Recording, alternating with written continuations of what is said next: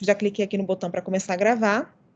Vou pedir para o Guilherme compartilhar os slides, exatamente. Obrigada, Guilherme. Bom, meu nome é Andréia, eu sou atualmente a presidente da CPA. Essa daqui é a visita do Avalia UNB na Faculdade de Agronomia e Medicina Veterinária. A nossa visita, ela tem, pelo menos nesse ano, ela está com um formato um pouco diferente, porque a gente primeiro vai discutir os indicadores de qualidade pelos quais a gente é avaliado, tanto do ponto de vista institucional quanto do ponto de vista de curso, e depois a gente vai falar especificamente dos indicadores dos cursos da FAV, certo? A primeira parte dessa apresentação quem vai conduzir sou eu, depois vai ser o Guilherme, que vai falar dos indicadores específicos da FAV. Você pode passar, Guilherme?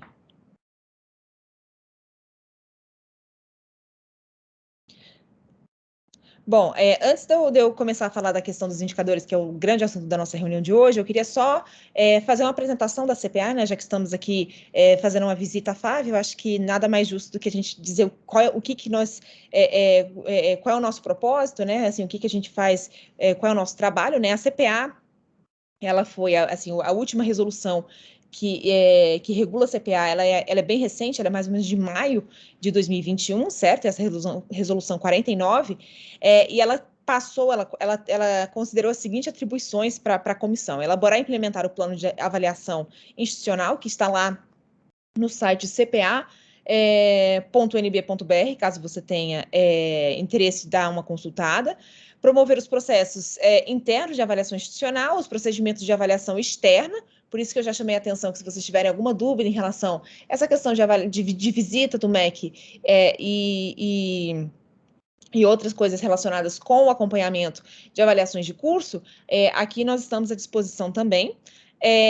Definir os mecanismos de aproximação com as unidades acadêmicas e administrativas para disseminar a autoavaliação como um processo contínuo da UNB. Então, é por isso também que nós viemos até vocês, para poder trazer essa discussão do processo de avaliação com vocês e garantir que o processo de avaliação institucional tenha como objetivo o cumprimento da missão institucional da Universidade de Brasília e contemple as orientações da legislação em vigor.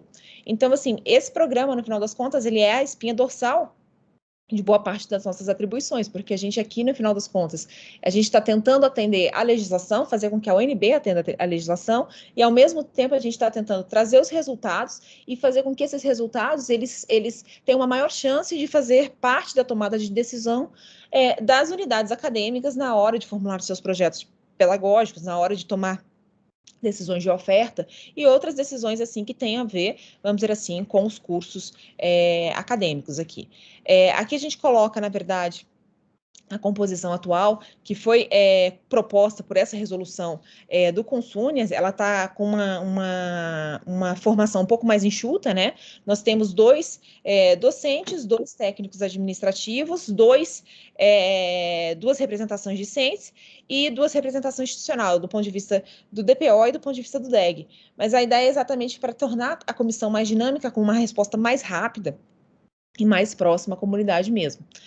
A gente tentou também, a reitora, na hora que ela nomeou as pessoas, a gente tentou que essas pessoas, os membros fossem de unidades diferenciadas, de campos diferenciados, exatamente para a gente ter, vamos dizer assim, para contemplar, vamos dizer assim, a universidade como um todo na comissão.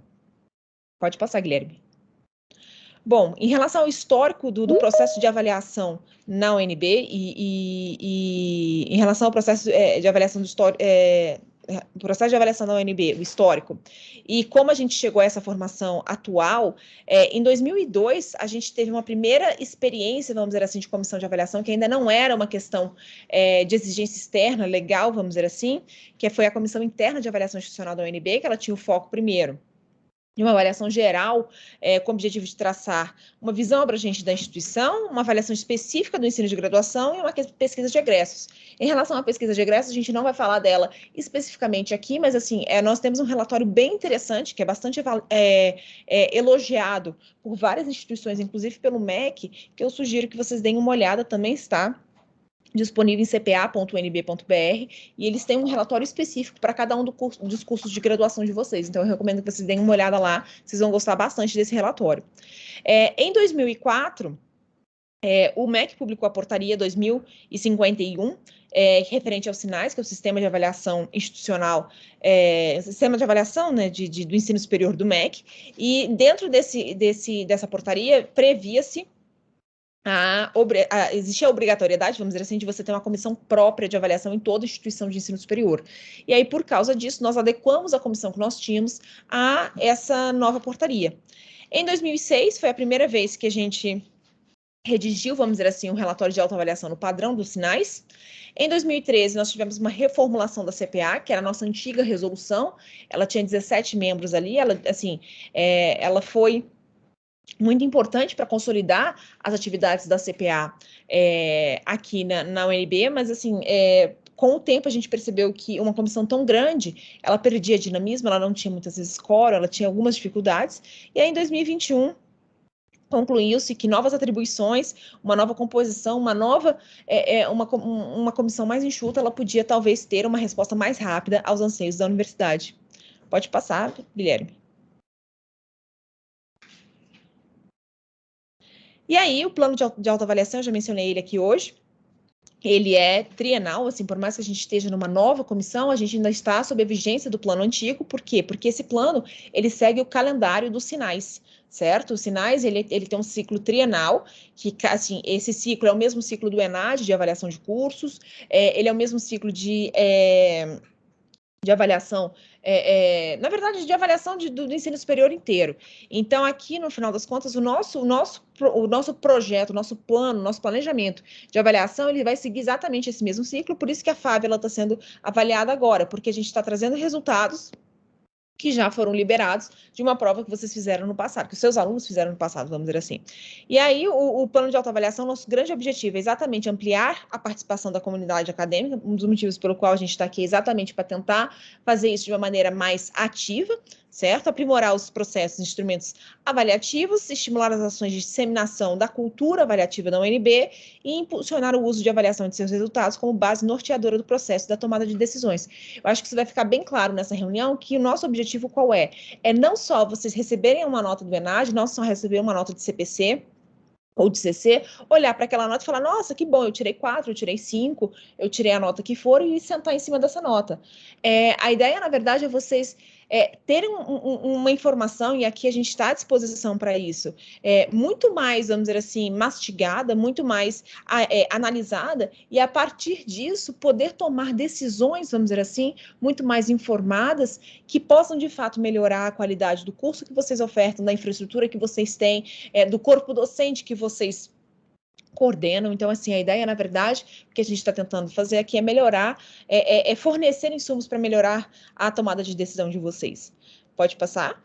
E aí, aqui só para divulgar também os materiais que a gente produz relatório de autoavaliação, que também está lá no site cpa.unb.br, ele é uma obrigação dos sinais, né? Ele é feito com base nas 10 dimensões dos sinais, organizados em 5 eixos, que é a questão de planejamento, a questão das nossas políticas acadêmicas, das políticas de gestão, da infraestrutura, e sempre esqueço uma, gente. Eu lembro, até o final eu lembro. Mas aí, eu recomendo que vocês deem uma olhada lá, porque muitas informações sobre a nossa universidade, desenvolvimento institucional, a quinta é desenvolvimento institucional, desculpa.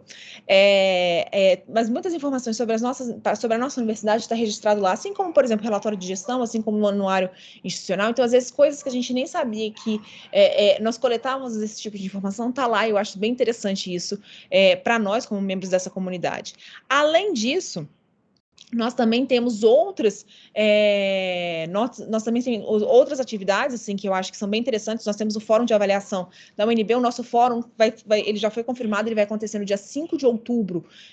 Vai ser uma terça-feira, 2h30 da tarde. A gente vai mandar um convite geral para a comunidade. Nós conseguimos a presença de 2 diretores do INEP para vir falar do processo de avaliação de curso e do processo e de taxas de evasão de forma comparada entre as instituições de ensino superior. Eu acho que isso vai ser uma coisa bem interessante para todos que se preocupam com a qualidade do ensino que a UNB oferta, certo? O boletim da CPA, que é um boletim informativo sobre as atividades de avaliação que a gente tem feito, vamos dizer assim, ao longo das nossas atividades, por exemplo, o site da CPA que eu já mencionei algumas vezes aqui, e a própria visita do programa Avalia, que essa daqui é uma dessas visitas, né? A pesquisa dos egressos, eu já mencionei também, está lá no site. Os indicadores de fluxo acadêmico, é o nome oficial, vamos dizer assim, para os nossos relatórios de evasão, que a gente teve 2 eventos em 2018 e em 2019 para discutir evasão. Esse ano a gente não vai ter, por quê? Porque no fórum de autoavaliação, a gente vai ter o diretor de estatísticas do INEP, o Carlos Moreno, ele vai falar exatamente sobre os indicadores de fluxo de uma maneira um pouco mais abrangente aí em relação às instituições de ensino superior no Brasil inteiro. A consulta à comunidade acadêmica, a gente também está finalizando o questionário para esse ano, ela também vai ser liberada provavelmente em outubro, certo? E a análise do desempenho da UNB em avaliações externas e rankings internacionais, nacionais e internacionais, é um processo contínuo, assim, volta e meia vocês devem observar informações, notícias, assim, que a SECOM e outros órgãos como Correio Brasiliense, Metrópolis, eles soltam na imprensa aí do desempenho da UNB, a gente sempre tenta acompanhar isso, para quê? Para que tanto uma melhoria quanto, às vezes, uma estabilidade, a UNB, graças a Deus, ela não piora nesses rankings,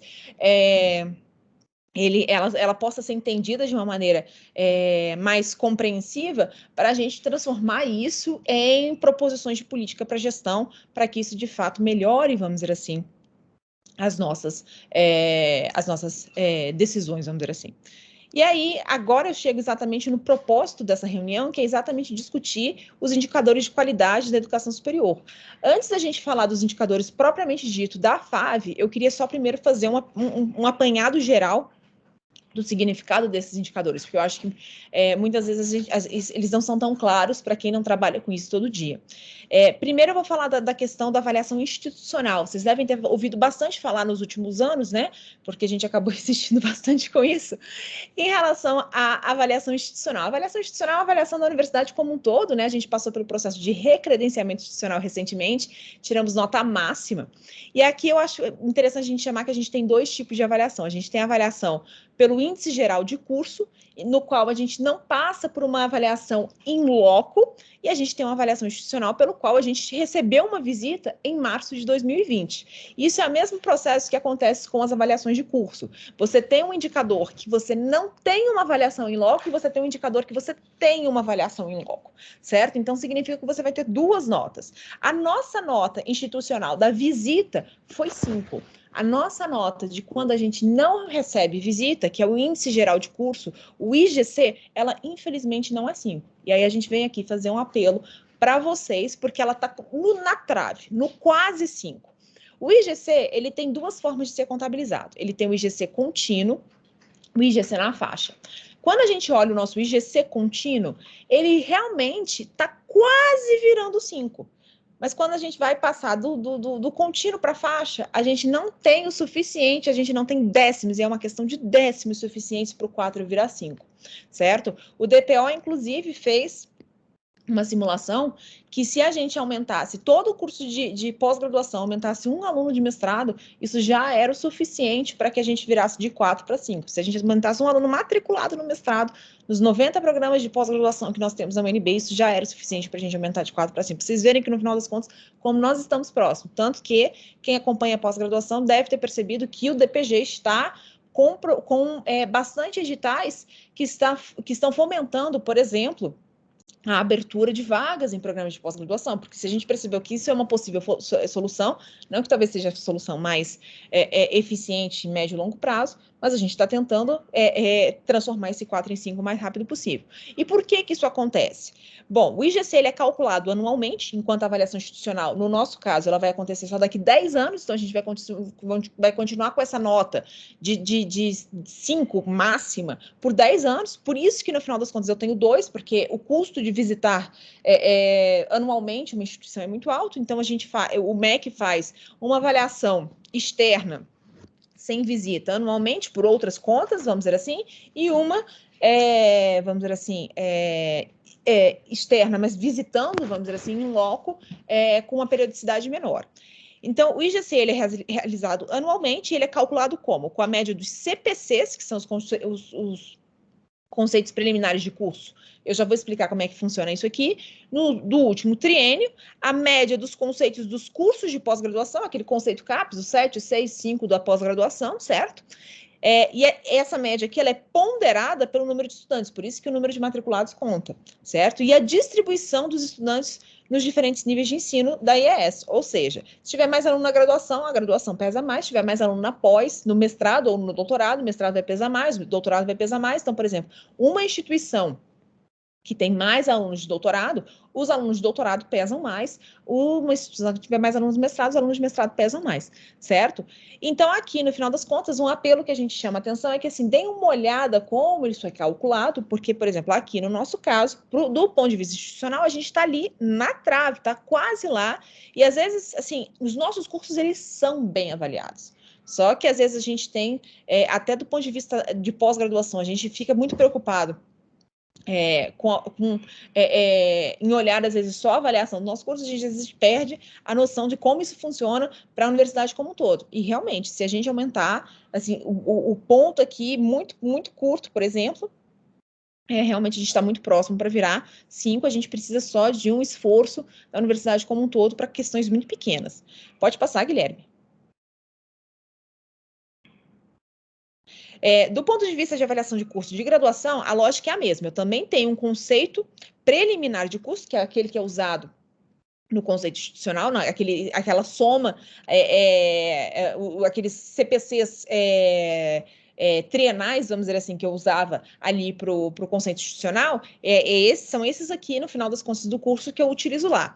Eu também tenho esse CPC realizado anualmente e eu também tenho uma avaliação de curso. A lógica é a mesma, entendeu? A avaliação de curso eu não posso fazer sempre, então, para, vamos dizer assim, substituir essa avaliação de curso que eu não faço sempre, eu vou lá e faço o CPC. Então, pode ser que um curso tenha uma avaliação de curso ótima e ainda assim vá mal no CPC. Ou pode ter um curso que vai ter um CPC ótimo e não vai tão bem na avaliação de curso. Então, as duas coisas, não necessariamente, elas conversam 100% entre si. O CPC, ele é calculado anualmente, e o seu cálculo ele é divulgado no ano seguinte da realização do ENAD, e se a gente for olhar, ele depende quase que essencialmente do ENAD. Assim, pelo menos assim, o ENAD tem um peso gigantesco no CPC. Primeiro, depende da nota do ENAD. Segundo, depende do IDD, que a gente vai ver que depende do Enem e do ENAD. Terceiro, depende do corpo docente, que aí vai basicamente depender do que a gente reporta no Censo da Educação Superior, e o Guilherme, ele é o grande responsável por essa coleta de informações do Censo da Educação Superior, e, por fim, ele depende da percepção discente sobre as condições do processo formativo, que é o questionário do estudante no ENAD. Ou seja, um diazinho, naquele dia que o estudante vai lá e responde as coisas do ENAD, vai fazer toda a diferença, no final das contas, para o CPC. Pode passar, Guilherme.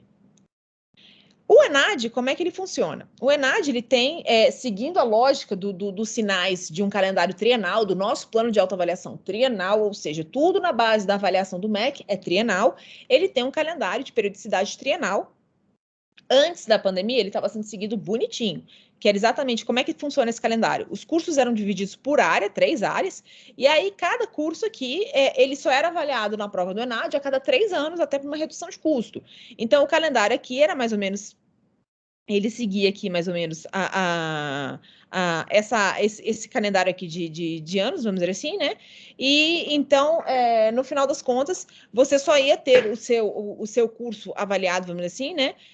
A cada 3 anos. Com a pandemia, ano passado, a gente teve um atraso, e aí, por causa disso, eles estão, no final das contas, tentando reajustar isso aqui de novo.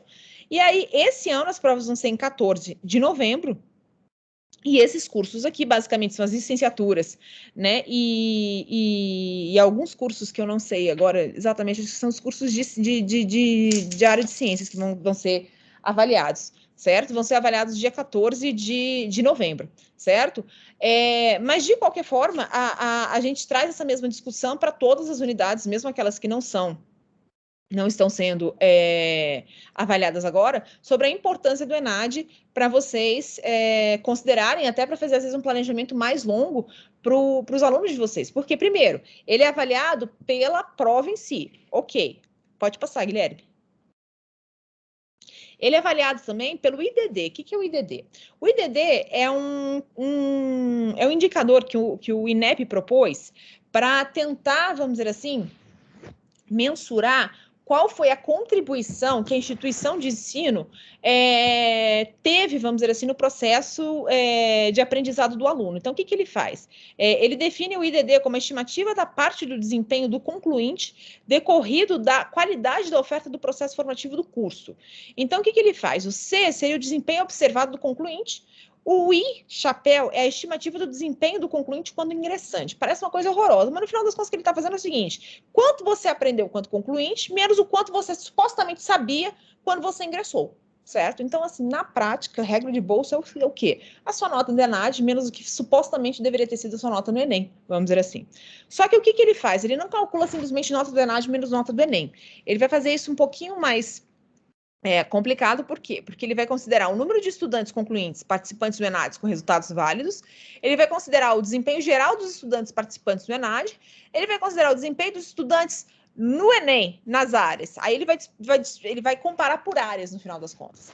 Pela área das ciências da natureza, ciências humanas, linguagens e códigos, matemáticas e tecnologias, e o número de participantes do ENAD com nota do Enem recuperada. Nem todos os nossos alunos fizeram o Enem, isso melhorou com o tempo, principalmente, por exemplo, quando tinha Ciências Sem Fronteiras, os alunos, mesmo aqueles que... Porque, por exemplo, aluno que passou pelo PAI, geralmente não faz Enem, ou às vezes não fez Enem, certo? Agora, com o acesso ao Enem, aumentou também, né? Mas, assim, por um tempo, a gente não tinha nota de Enem para todos os alunos. E ainda tem outra questão aqui que eu acho muito relevante para a gente. Os nossos alunos, eles são muito bons. Por quê? Porque a UNB ela é uma universidade muito seletiva. Então, mesmo aqueles que fizeram Enem, eles entram com uma nota do Enem altíssima. Isso significa que a diferença entre o ENAD e o Enem, para ela dar alta, o ENAD tem que ser muito bom, entendeu? Então, assim, no final das contas, mesmo se eu tirar, por exemplo, se eu tirar 10 no ENAD e tirar 10 no Enem, a minha diferença é zero. Então, para a gente, isso aqui é uma coisa horrorosa, porque, por exemplo, para uma universidade particular, uma escola particular, no final das contas, o que acontece?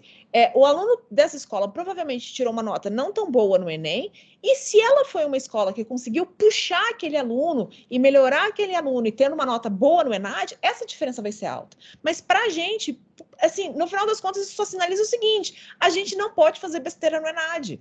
Por quê? Porque a nota do Enem provavelmente já foi muito alta. Então, o IDD, ele está ali pra gente, só para nos chamar a atenção que a nossa nota do ENAD não pode ser baixa. É só isso. Ela não vai nos ajudar, ela só pode, no final das contas, se acontecer alguma coisa no ENAD, nos prejudicar. Pode passar, Guilherme. Em relação ao corpo docente, antes de eu passar a palavra para o Guilherme, eu só chamo a atenção para o seguinte: o corpo docente ele é avaliado por titulação e por regime de trabalho. Isso parece uma coisa tranquila, mas, na verdade, vocês têm que tomar cuidado, principalmente quando vocês contratam professores substitutos, certo? Porque, às vezes, professor substituto não é doutor. Então, às vezes, vocês podem contratar um professor substituto que pode prejudicar a avaliação do curso de vocês. E, por fim, vocês viram ali que vocês também são avaliados pelo questionário do ENAD. O questionário do ENAD, ele tem três, o Guilherme vai chamar a atenção para vocês agora, ele tem três dimensões. Ele tem a dimensão do processo formativo, que é o que o discente achou sobre, vamos dizer assim, o conteúdo pedagógico do curso, sobre a inserção no mercado de trabalho, a percepção do aluno em relação à contribuição do curso, sobre a sua percepção, sobre a contribuição do curso para a inserção no mercado de trabalho. Muitas vezes o aluno não, ele tem uma percepção, vamos dizer assim, diferenciada sobre isso, ou às vezes errônea sobre isso, vamos dizer assim, e por fim, a percepção do aluno sobre a infraestrutura do curso. Então, às vezes, são três coisas que, às vezes, é bom vocês trabalharem ao longo, pelo menos a metade final do curso, para que os alunos, na verdade, percebam, eles têm, vamos dizer assim, expectativas mais realistas em relação ao que, de verdade, o curso deveria ter feito por eles e não chegar ali na hora de um questionário que eles não estavam esperando, vamos dizer assim, e responder coisas que, às vezes, não, nossa, o curso não fez isso por mim, e às vezes eles nem sabem qual é o papel de determinadas atividades que às vezes eles nem lembravam que aquilo ocorria. Isso vai ficar mais claro na apresentação do Guilherme agora. Guilherme, eu passo a palavra para você agora. Obrigado. Bom dia a todos novamente. Então, continuando aqui a apresentação, a gente entrou um pouquinho mais especificamente nos relatórios de avaliação. Então, nossa ideia foi justamente... Deixa eu passar aqui. Ou estudar dentro da unidade. Então, tem diversos cursos, a gente buscou encontrar aspectos em comum dentro dos cursos daquela unidade, de forma a tentar identificar algumas fragilidades, potencialidades que podem ser atacadas em conjunto pela unidade. Até por eficiência, né, por eficácia, a gente está num cenário de restrições orçamentárias, então tudo que a gente precisa fazer precisa ser otimizado nesse momento, então a ideia é essa. Voltando aí na questão do questionário do estudante, o professor André já falou muito bem sobre isso, reforçar mais uma vez, ele sozinho equivale a 15% do CPC, em específico esses itens 27 a 68, que são justamente a questão de percepção, né, dos estudantes com relação ao curso deles. Esse questionário está dividido em algumas dimensões, seriam a organização didático-pedagógica, infraestrutura e instalações físicas e oportunidade de ampliação da formação acadêmica e profissional.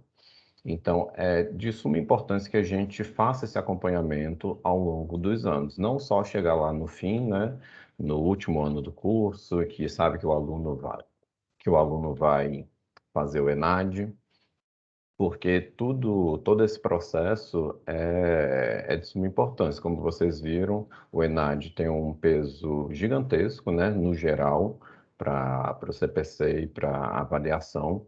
Então, criar algumas políticas de monitoramento desses itens para ver ano a ano como isso se desenvolve, fazer esse acompanhamento junto aos alunos, deles terem noção justamente do que vai ser avaliado e de que talvez aquele momento lá na prova não é o momento deles reclamarem, mas sim ver com coordenação do curso, ver com os professores, né, melhorias que eles querem, mas não no momento lá da prova do ENAD. Então, passar aqui alguns exemplos de perguntas lá do ENAD para a gente ver como é que os alunos da FAV responderam. Então, pegando esse item 28, por exemplo. Se os conteúdos abordados nas disciplinas do curso favoreceram sua atuação em estágios ou em atividades de iniciação profissional. O curso de gestão de agronegócios não fez ENAD, então a gente tem só os resultados de medicina veterinária e agronomia. Os azuis.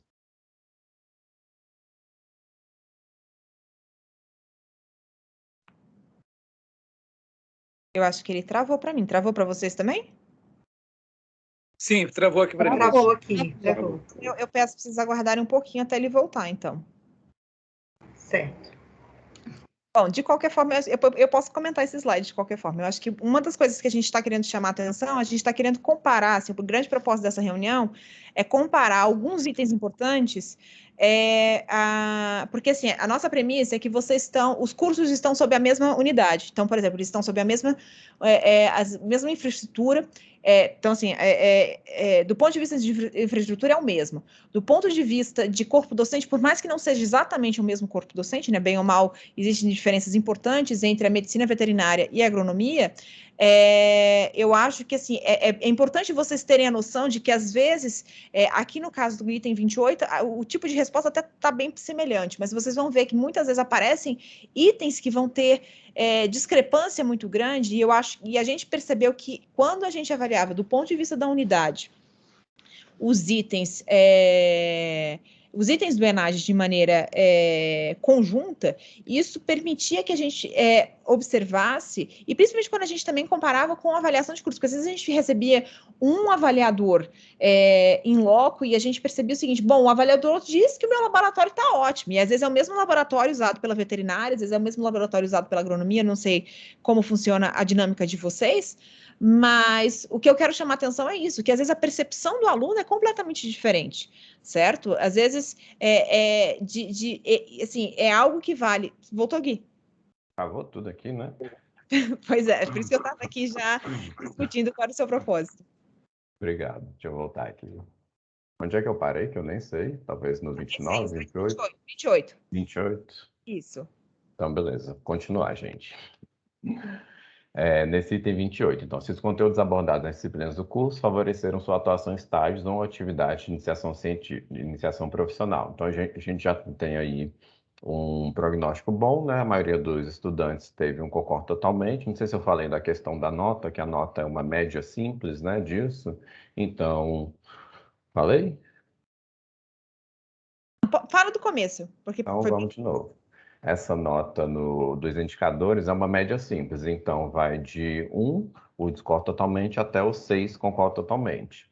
Então, quanto mais concorda totalmente e concorda a gente tiver, melhor, né? Então, esse item aqui, por exemplo, a gente está numa boa situação. Já no 29, a gente tem um outro cenário. Se as metodologias de ensino utilizadas no curso desafiaram você a aprofundar conhecimentos e desenvolver competências reflexivas e críticas. Então, a gente já teve um número menor de estudantes que concordou totalmente com esse item, né? Ainda assim, a maioria está azulzinha, mas o nosso objetivo é maximizar aí o concordo totalmente. No item 40, foram oferecidas oportunidades para os estudantes superarem dificuldades relacionadas ao processo de formação. Então, aqui a gente já vê um cenário bem diferente. Tem ali um pouquinho de azul, mas a maioria dos itens, por exemplo, na medicina veterinária, estão mais para discordo. E surgiu também a questão de não se responder, não se aplica. Esses estudantes que marcam essa opção não contam lá pontos para avaliação. E o item 41, a coordenação do curso esteve disponível para orientação acadêmica dos estudantes. Então, aqui, mais uma vez, a maioria está azulzinho, está num um bom prognóstico, mas isso é algo que também pode ser trabalhado com os estudantes, no sentido de, é claro que a coordenação estava disponível, mas talvez no momento específico do aluno ele cria ali um atendimento às 10 horas da noite, às 11 horas da noite, alguma coisa assim, o coordenador não podia. Então tem que ter essa conversa justamente para os alunos entenderem que esses itens são apenas avaliativos e tudo que eles colocarem lá pode e vai refletir depois na nota do curso. Questão dos resultados. Medicina veterinária e agronomia tiveram CPC avaliado ao longo desses últimos 3 anos, né, sempre com nota 4. Gestão do agronegócios não participou. No ENAD, aqui a gente vê a questão do impacto, né, que essa avaliação dos estudantes tem. Então, por exemplo, nessa primeira dimensão de organização didático-pedagógica, a gente vê ali, por exemplo, em medicina veterinária, estava 2, foi para 2,6 e na última avaliação foi 1,34. Então, o que está acontecendo? Por que os alunos deram essas notas tão ruins especificamente nesse quesito? A agronomia também está na mesma situação, abaixo de 2 as notas.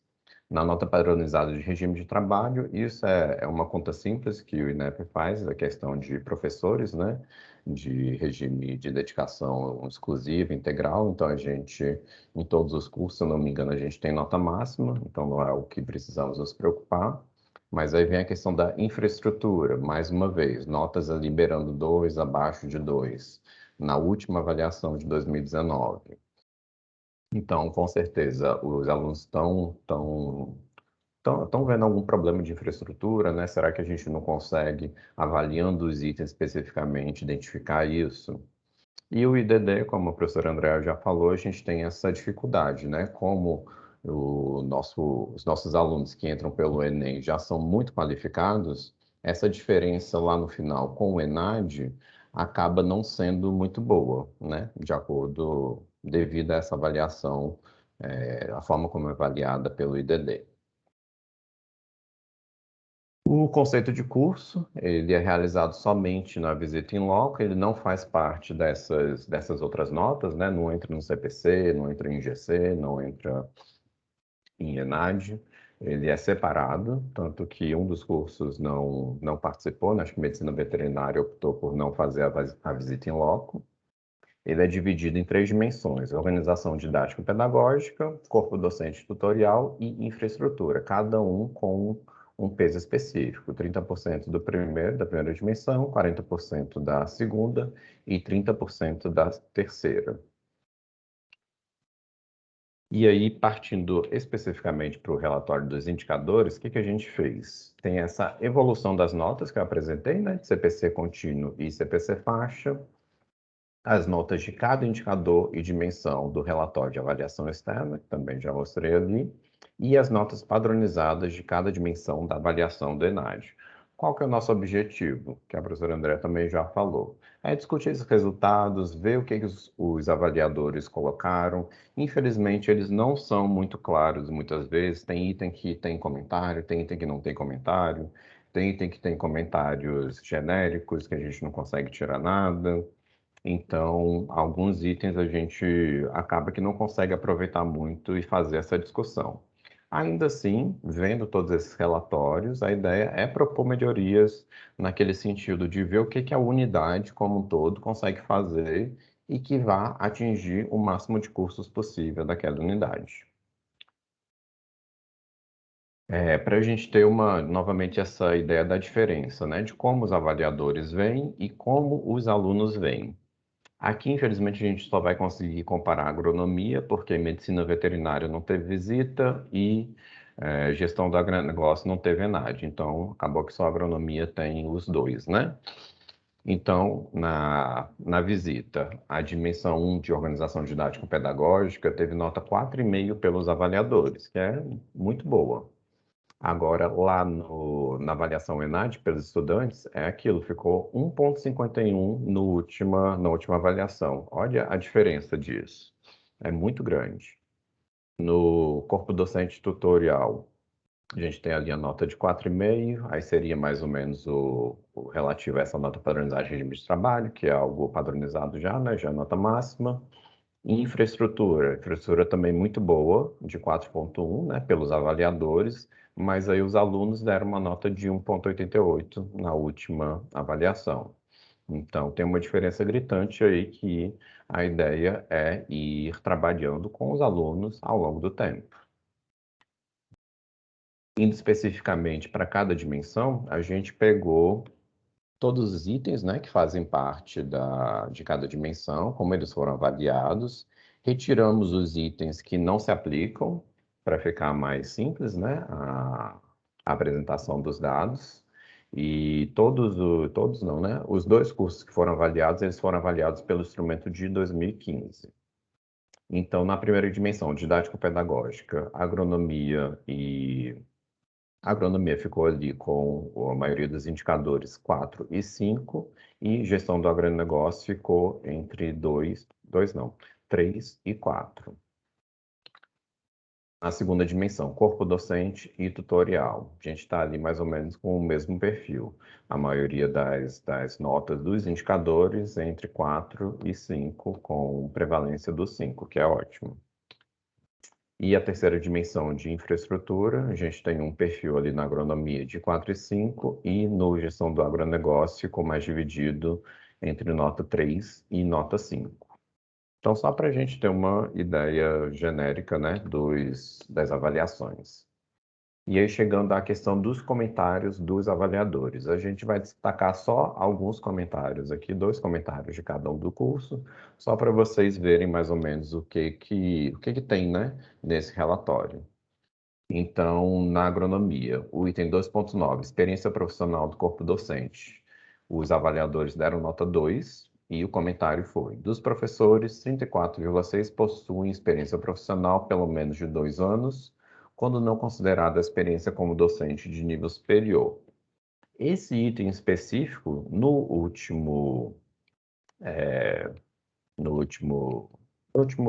últimos critérios dele, né, no último instrumento avaliativo, ele já não está mais dessa forma. Não é tão estrito, não é tão quantitativo o item, ele é mais qualitativo. Então, até para vocês verem que os instrumentos evoluem, então, dessa forma que foi cobrada da última avaliação que teve, não vai ser mais do mesmo jeito. Atualmente, ele é separado em experiência profissional do docente e experiência no exercício da docência superior. E os critérios são mais qualitativos e não exatamente do tempo, né, como era nesse último instrumento, pelo qual o curso foi avaliado. E o segundo exemplo seria do espaço de trabalho para a coordenação do curso, que os avaliadores deram nota 3. E o comentário deles foi: não tem uma sala própria para coordenação, com secretaria para atendimento de professores e estudantes e realização de serviços acadêmicos. os serviços são realizados por uma secretaria de forma compartilhada com os outros cursos. Esse item aqui, ele aparece quase sempre nas avaliações que a gente vê. Os avaliadores parece que não estão acostumados com a forma que a UNB se organiza. Então, eles esperam, né, devido ao instrumento, que haja uma sala, pelo menos uma sala específica para atendimento aos alunos, um ambiente privativo. E, aparentemente, isso não é atendido de forma geral pela UNB. Então, é algo também que a gente precisaria ver como tentar resolver, né, justamente por causa do instrumento. Uma nota 3 não é o ideal, né? E em gestão de agronegócios, o item 1.6 de conteúdos curriculares levou nota 4. Eles falaram que os conteúdos curriculares do curso de gestão de agronegócios possibilitam de maneira suficiente o desenvolvimento do perfil profissional do egresso. Aí a gente tem a questão também de subjetividade, né? Por que que foi suficiente? Os avaliadores não colocam isso claramente. Qual que é a diferença? O que que precisaria para alcançar o muito suficiente? Não tem isso, não foi colocado isso, mas aí a gente tem que ir então no instrumento. O que que o instrumento atual diz? Que os conteúdos curriculares constantes no PPC promovem o efetivo desenvolvimento do perfil profissional do egresso, considerando a atualização da área, adequação de cargas horárias, adequação da bibliografia, acessibilidade metodológica, abordagem de conteúdos pertinentes às políticas de educação ambiental, de educação de direitos humanos, e de educação das relações étnico-raciais e o ensino de história e cultura afro-brasileira, africana e indígena.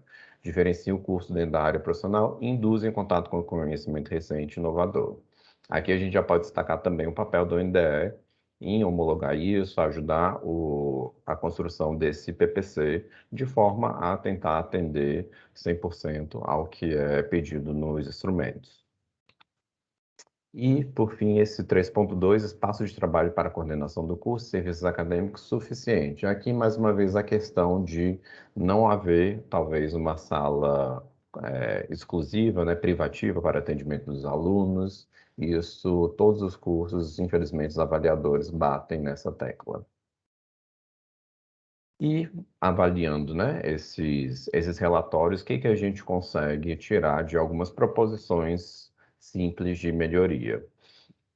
Então, uma observação que teve nos relatórios foi o fato da FAV não atender à comunidade externa. Os avaliadores disseram que tem laboratório, né? Só que esse laboratório é apenas para uso interno. Então, foi um ponto que eles sugeriram modificação. Verificar a renovação do mobiliário dos laboratórios. À época das visitas, eles detectaram essa necessidade de renovação. Então, esse seria outro ponto. A bibliografia adotada não constava do PPC, então, mais uma vez, seria o papel do NDE atuar nisso para adequar e homologar a questão da bibliografia no PPC. E o que foi identificado ali no outro curso, essa questão de atender às diretrizes curriculares nacionais para ter essa questão de relações étnico-raciais, história de cultura afro-brasileira e indígena, porque os avaliadores não identificaram isso no PPC. E aí, para finalizar, a questão de todos estão cientes do pedido da reitora, né, de uma proposição de melhoria de curto, médio e longo prazo, e a gente tomou a iniciativa de pegar essa questão de atuação dos docentes na pós-graduação, porque é justamente um dos pontos que a reitora está sugerindo que haja mais atuação, né? Que haja mais participação de todos os docentes nas pós-graduações da UNB. O caso da FAV específico, pegando os dados da plataforma Sucupira e do último Censo da Educação Superior, a gente viu que do total de docentes da unidade, mais de 40% ainda não estão atuando em nenhuma pós-graduação. Aqui não é só dentro da FAV, é em qualquer pós-graduação. E quase mais de 50% dos docentes atuam em pelo menos uma pós-graduação e 7% atuam em duas pós-graduações. Então, ou estão na FAV, em outra unidade, né? Então, é algo que a gente já tem essa necessidade de ampliar. E a questão de publicações. Infelizmente, a questão de publicações no instrumento avaliativo é bem exigente. Para ter nota conceito 5 nesse item avaliativo, por exemplo, é necessário que todos os docentes da unidade, todos não, né?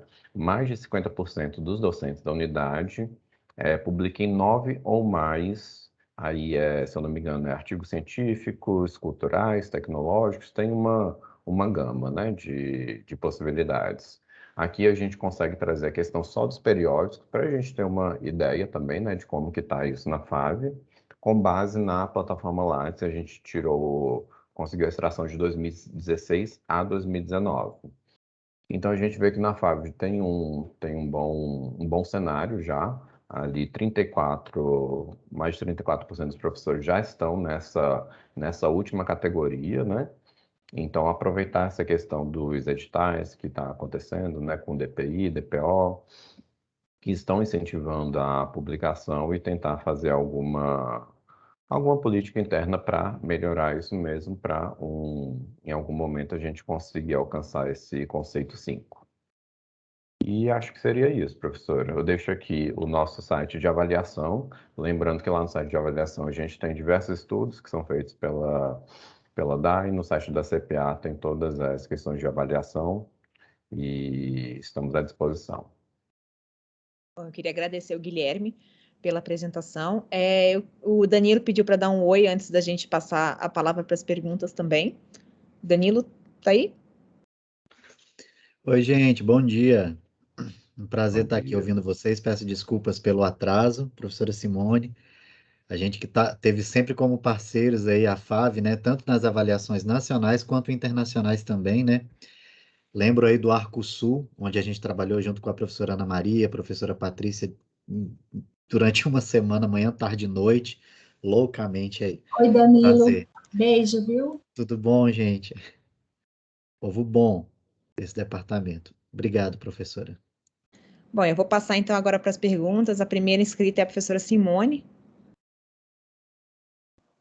Obrigada, Andréia. Obrigada, Danilo. Obrigada, Guilherme. Bom, gente, bom dia para aqueles que a gente não tinha cumprimentado antes, né? Com todas as demandas que vocês nos trouxeram e também a pedidos do próprio DPO, no caso, a professora Denise, nós fizemos uma apresentação mais simplificada do que essa que vocês trouxeram, né? Assim que saíram os dados relativos ao UNB, aqueles que foram apresentados aos diretores, nós refizemos, nós repassamos para toda a nossa comunidade.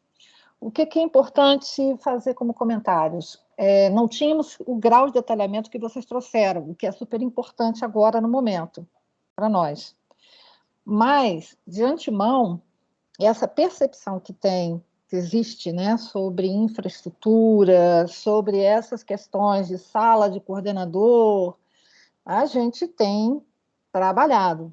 Tá? Então, a questão maior para nós agora, eu acho que vai ficar muito na conversa com os estudantes, para que eles compreendam o que é a universidade. Nós vamos ter uma sala, diferentemente agora de todas as situações vividas, específica para o coordenador de graduação. Tá? Então, isso nós já resolvemos, só para deixar claro. Nós fizemos uma enorme reforma na faculdade para fazer, só que diferentemente do que eles querem, não vai estar separadinho por curso, não. Agora vai ser todo mundo junto, porque existe uma condição que é a mão de obra necessária para trabalhar. Tá? E como ninguém não é capaz de ter uma secretaria com 30 secretários para atuar, não vai poder. Mas haverá uma sala para atendimento do coordenador ou do secretário quando precisar, nesse contexto, para a pessoa se dirigir. Então, isso agora a gente vai ter. O que não vai ser uma coisa separadinha, quer dizer, tem a sala, né?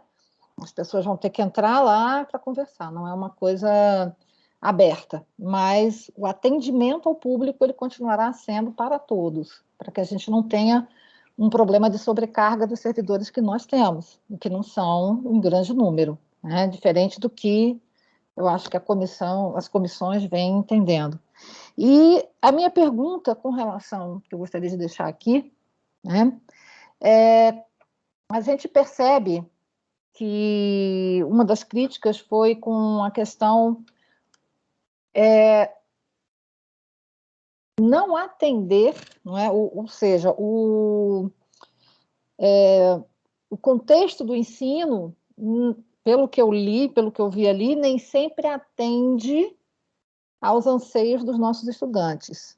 Ficou muito claro quando eles dizem que nem tudo eles estão conseguindo utilizar para fazer, não é, para se desenvolverem como profissionais. Nesse caso, só para informar vocês, a gente tem algumas situações. A Medicina Veterinária está reformulando obrigatoriamente o currículo, por decisão da CNE, que nos deu um prazo até o ano que vem. Danilo, de novo, nessa correria, você vai acompanhar. Né? A agronomia está terminando de implantar um currículo e eu solicitei à gestão de agronegócios que literalmente refaça uma proposta, porque um dado que vocês não colocaram para nós foi a questão da evasão. Tá? E no caso nosso, FAV, esse dado evasão, ele é complicado em determinados cursos. Tá? Então, assim, eu estou entendendo, depois eu gostaria de ver se vocês podem, não é, me responder isso com mais tranquilidade, se eu estou vendo coisa ou não, mas aparentemente um dos quesitos, além da infraestrutura, que parece que é geral, né, todo mundo bate em infraestrutura na UNB, nunca vi isso, além da infraestrutura, eu entendi que eles não se sentem confortáveis com determinados itens ministrados nas disciplinas, não é, em termos de sua formação profissional. Eu posso estar enganada, mas eu li isso e era referente aos 3 cursos, porque escrito uma palavra suficiente é extremamente estranho. Ou colocar aqueles índices que foram colocados ali pelos estudantes, não pelos avaliadores, mas pelos estudantes. Tá?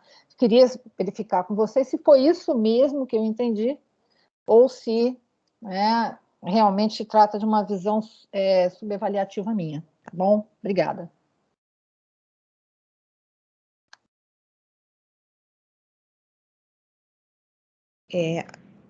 Alguém, Guilherme ou Danilo? Isso. São grandes desafios, né, professora? Infelizmente, o nosso instrumento ele é um pouco rígido acerca da avaliação, né? Então, o critério atende suficientemente, atende, né, de forma excelente. A gente até tem adaptado as nossas reformas curriculares a partir de 2017, dos projetos pedagógicos de curso, né, para utilizarmos a mesma nomenclatura que o instrumento de avaliação ele utiliza. Então, assim, mesmo que o curso não passe pela visita em loco, né, então toda reforma curricular que passa, a gente está começando a exigir, né, que o coordenador faça o regulamento de estágio, né, utilizando, olha, de forma a atender, né, todas as... Então, a gente usa o excelente, a gente usa outras nomenclaturas, mas faz parte do próprio instrumento, esse atende de forma suficiente, né? É o que diz o crivo ali para ganhar a nota satisfatória, né? Não atende e atende pouco, né? Atende insuficientemente, né? Também. E outros indicadores também têm outros termos, né? Mas o que de fato eu gostaria de deixar ressaltado aqui para vocês da unidade é que uma das questões que nos pareceu mais críticas são as divulgações, né? A gente que é mais antigo na UNB, né? Temos 10 anos, 11 anos, 20 anos, a gente viu que melhorou muito, mas isso não tem chegado para o estudante, né? O SEI, por exemplo, a petição eletrônica de documentos, tudo isso é inovação, mas o estudante não tem reconhecido isso como uma coisa muito boa, né? Que a gente tenha para a instituição. Então, no relatório de avaliação em loco que a gente teve para a visita institucional, que foi com instrumento novo, né? A gente viu ali que a gente tem que colocar, inclusive, no nosso PDI, o termo ações reconhecidamente exitosas nessa área, né? Então, assim, a gente já faz muitas coisas, mas às vezes não temos isso registrado, né? No nosso instrumento que é avaliado, que é o projeto pedagógico do curso. E o instrumento ele cobra isso. Cadê as ações reconhecidamente exitosas? A gente fala, a gente tem alunos premiados, pesquisas com egressos e tudo mais, mas a gente infelizmente não tem um documento que compute, né, e relate isso tudo. E às vezes, quando o avaliador ele faz essa menção no próprio relatório da visita, e ele coloca então o termo que é o que o edital, que O instrumento, ele fala, ó, então isso aqui é suficiente, pronto, mas isso não tem muito peso, né? A gente podia colocar assim, olha, isso atende a demanda de maneira excelente, né? Eficaz, com efetividade e tudo.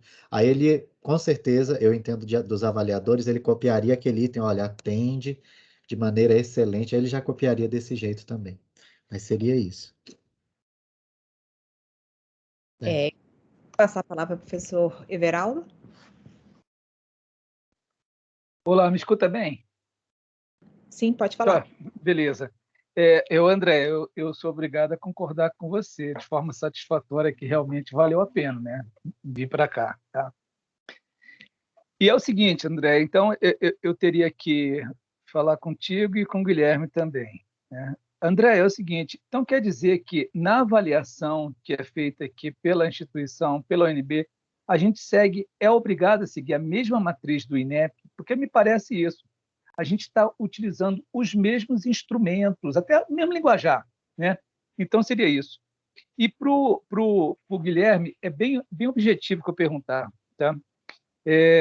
Quando você pontuou, Guilherme, na tua apresentação, a discrepância entre a comissão de avaliação e os estudantes relativo ao espaço físico, né? É intrigante para mim, e que isso é uma coisa, inclusive, que eu me preocupo bastante aqui, né? Porque como foi falado até pela Andrea, isso é alguma coisa que precisa ser explicado para o INEP, que aqui é diferente, né? Mas o que eu não entendo é o seguinte, se não existe, como é que ganha 3? Pô, se não existe, como é que ganha 3? Ou não se aplica, ou é 0. Não dá para ser 3, né? E outra coisa, mais à frente, né, eu tentei pegar aqui rapidinho, porque eu estou participando de 2 reuniões ao mesmo tempo, né? Então, quer dizer, estou aqui tentando atender as 2. Mas, enfim, em outro momento, aí eu acho que aquele momento em que vocês juntaram os cursos todos da unidade, né? E aí eram sugestões de melhoria, né? Alguma coisa nesse sentido. Aí que a FAV não atende a questão do atendimento externo. Não, eu posso até falar pelo meu curso de agronomia, mas a veterinária, lógico que atende com aquele puta hospitalzão, porra, atende e muito, né? Então, quer dizer, não dá para juntar tudo nisso aí. Se a avaliação foi feita aqui aqui interno, né?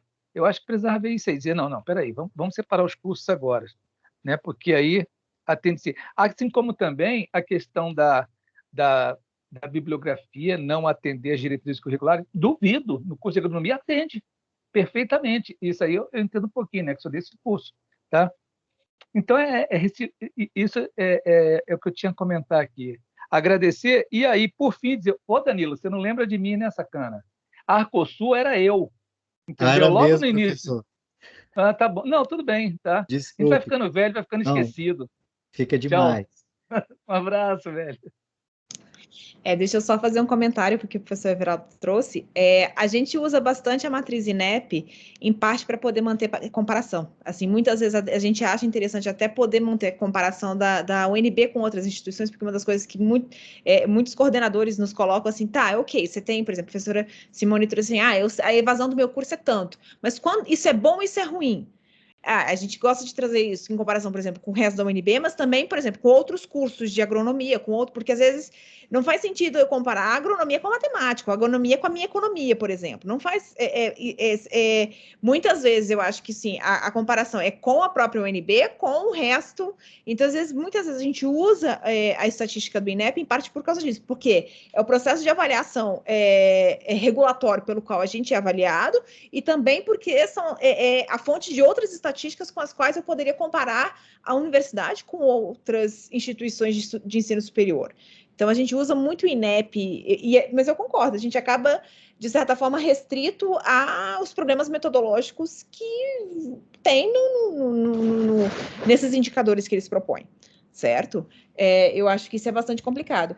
Eu concordo com você que, assim, existe um problema da gente agregar por unidade por causa disso, porque, assim, realmente, quando você agrega e traz os comentários de um avaliador aqui, eu acho que, assim, muitas vezes o avaliador, ele tem uma visão limitada também do curso, porque ele está ali 2, 3 dias, ele não necessariamente, mesmo que ele esteja avaliando o curso, ele não tem a capacidade, ele vê o que o coordenador mostrou, e às vezes ele vê o que ele viu dentro daquele laboratório, às vezes ele não viu um outro laboratório, ele não viu as ações, a interpretação dele do laboratório. Quando ele diz que o laboratório não faz atividades externas, é o que ele enxergou. Às vezes, assim, o laboratório ele tem super ações incríveis e ele não enxergou, entendeu? Assim, essa avaliação assim, quem tem experiência com avaliação, o Danilo tem muito mais do que eu, ele sabe disso. A gente está à mercê do que o avaliador conseguiu ver naqueles 3, 4 dias, entendeu? Então, isso às vezes também é muito complicado por causa disso. Mas eu não sei se o Guilherme ou o Danilo querem complementar mais alguma coisa que o professor Everaldo trouxe aqui. Então, a questão de diferença, né, nas notas lá de infraestrutura. Uma avaliação foi dos avaliadores, né, com base no instrumento avaliativo, aí novamente essa questão de matriz, né, eles têm toda essa padronização, e a outra foi o questionado aos estudantes. Então, os estudantes deram nota ruim aos itens perguntados lá no ENAD, que tratam sobre infraestrutura. Por isso, dessa diferença gritante, né, da percepção do avaliador e da percepção dos estudantes, que é o que a gente está batendo na tecla aqui, né? Já foi falado também, de tentar conscientizá-los com relação ao papel deles na avaliação, né? A nota que eles dão lá no ENAD vai afetar diretamente a nota do curso. Então, seria isso. E questão do comentário dos avaliadores também, né? Lembrar que essas avaliações foram 2017, 2018, então de lá para cá, talvez o que foi apontado pelos avaliadores já foi corrigido. Então, isso tem que ficar claro também. O que a gente viu é com base no relatório aquela época. Se já foi resolvido, melhor ainda. Então, a gente já pode passar para outras demandas. Isso. Eu vou só complementar também, professor Everaldo. Eu estou vendo aqui, aquele que vê, né? Eu estou vendo aqui que o professor Everaldo dá a disciplina de culturas graníferas e também melhoramento de plantas, né? A avaliação, ela das referências bibliográficas, gente, ela é tão injusta, porque ela vai pegar aquilo que está lá no projeto pedagógico, né?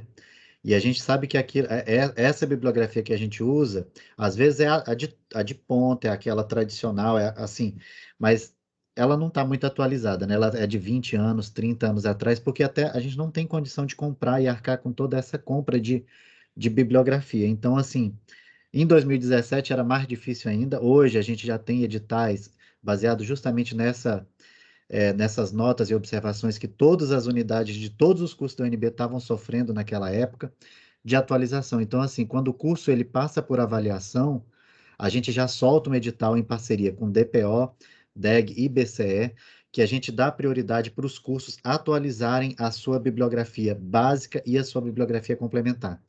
O instrumento anterior, ele colocava ali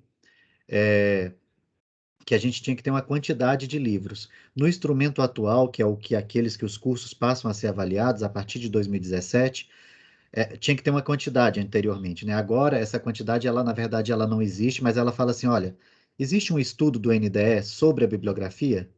Cadê o comprovante, né? Que o NDE fez um estudo falando, olha, essas bibliografias são adequadas. Essa bibliografia, esse apontamento do NDE foi aprovado no colegiado? Cadê a ata de reunião em que houve a aprovação dessas?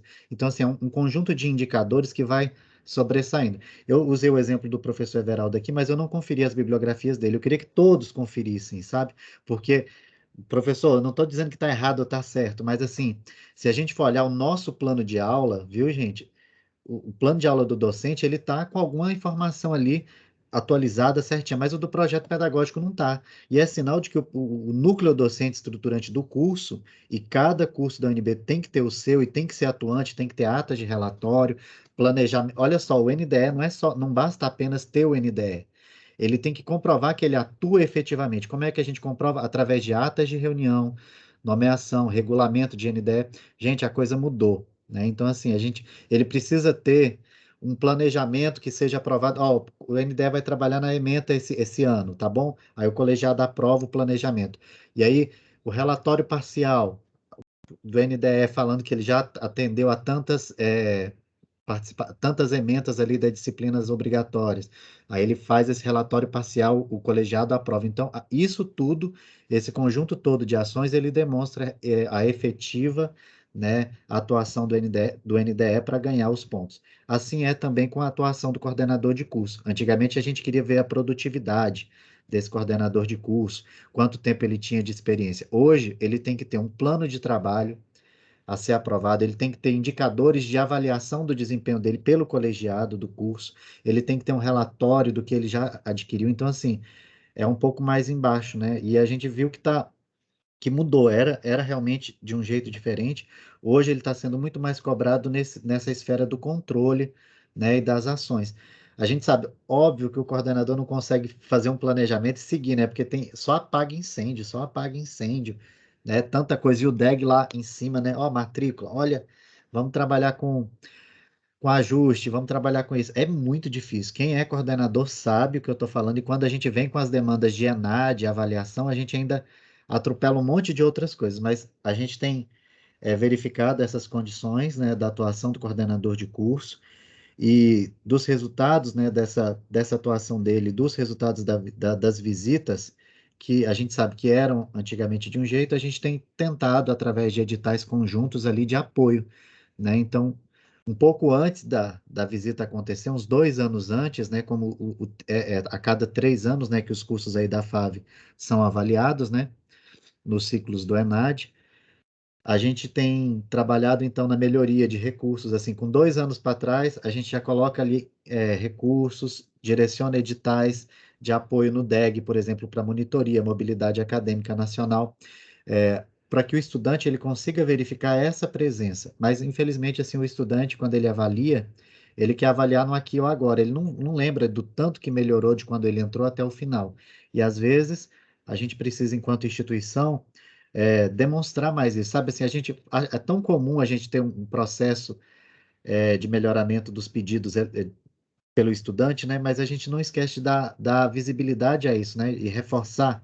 É como assim fosse parecer muito exibicionismo, né, da nossa parte. Ah, a gente tem a melhor biblioteca, temos. O professor ganhou um prêmio, né, com seus estudantes de tese. Vamos divulgar. Isso é relevante porque o estudante veja que ele está num curso que é de excelência. Né? É diferente de outros cursos, gente. Eu digo com propriedade que os cursos da FAV têm padrão internacional de qualidade. Né? Mas aí quando chega no tal do CPC, aí baseado naquele questionário que o estudante é injusto, né, na avaliação, ele pesa a mão de 0 a 10, ele dá 2. Eu falo, não, 2 não é. Né? O corpo docente é altamente especializado. Né? Eles tiram, na prova, que é o exame do ENAD, eles tiram nota máxima. Mas quando vai para o CPC, né, o conceito preliminar que leva em consideração essas percepções, leva em consideração outros aspectos, aí a nota cai para 4. Como uma faculdade, uma Fafifó da vida, sabe, que oferece, aí eu não admito, gente. Eu falo, não, ele não tá. A gente tem uma fazenda, a gente tem excelentes laboratórios aí da área básica na biologia. A biologia é um paraíso aí da área da pesquisa, né? E a grande inserção de vocês na pesquisa, né? Assim, mais de 50% aí na pós-graduação dos professores, é um indicador de que ensino, pesquisa e extensão caminham juntos, né? Dentro da instituto. E aí a gente acha injusto, né? Do nosso ponto de vista. Então, falando um pouco sobre esses aspectos aí de como a gente vai ser cobrado atualmente, como que o estudante tem enxergado isso, eu faço esse convite também à reflexão dos professores, né? Vamos dar uma olhada no nosso projeto, dá uma olhada no teu projeto pedagógico, a disciplina que está lá, as bibliografias que estão lá e as bibliografias que você usa no seu plano de aula, né? Olha só, o plano de aula ele tem que ser entregue para o coordenador para que seja aprovado no colegiado aquele plano de aula, né? Óbvio que o colegiado não vai fazer uma análise minuciosa ali para aprovar, a gente aprova tudo em bloco, né? Fala, olha, foi aprovado aqui o plano de aula dos professores e a gente devolve. Mas isso não tem nenhuma normativa da UNB que fala que o professor tem que entregar seus planos de aula para a coordenação e a coordenação cobra, né? Ó, cadê o plano de aula de vocês para a gente aprovar? E a gente aprova no sentido assim de que houve uma conferência, né? E aquilo está atualizado, está coerente ali com aquela realidade naquele tempo. É o plano de Professor, ensino, né? o plano de ensino, isso. Plano de aula é o plano de ensino, desculpe, a nomenclatura. Certo, professor Everaldo. Obrigado pela oportunidade de me lembrar, né, daquela visita. A visita do Arcosul, gente, é uma visita internacional, dura 7 dias, né? Eles chegam no sábado e vão embora no domingo, né? E aí é diferente da avaliação em loco dos cursos, que eles chegam, são 4 dias, né? Eles chegam em um dia, ficam 2 trabalhando e depois vão embora. Que é o caso do curso de gestão, né, de agronegócio. Gestão de agronegócio, né? Para não confundir com do agronegócio, que é da FUP. Né? Então, ali também tem um processo avaliativo que é por visita, né? De 3 em 3 anos eles vão ter a visita e vão ter que sistematizar todos aqueles documentos que comprovem tudo isso também. É isso mesmo. Obrigado, professor Everaldo. Obrigado, gente. Desculpe. Falante Eu demais vou hoje. falar agora para o professor Vitor. Olá, bom dia. Estão me ouvindo bem? Tá, obrigado pela apresentação de vocês. Eu pedi a palavra porque eu sou coordenador de pós-graduação. Na verdade, é o 9º ano que eu estou terminando de coordenador de pós, não seguido, mas é muito tempo. Já fui coordenador de graduação também e estou na FAVA há quase 20 anos. E na pós-graduação, como vocês devem saber, que toda esta apresentação, eu achei que era uma reunião sobre a autoavaliação da FAV, com foco na FAV, não é? Mas, na verdade, nesta reunião se tratou exclusivamente dos cursos de graduação, não é? Que é apenas uma parte da vida da FAV. E na pós-graduação, e nós temos 4 cursos de pós-graduação, nós somos sujeitos, como todo mundo sabe, a um processo muito intenso de avaliação externa, né? Como esse que vocês estão descrevendo para a graduação.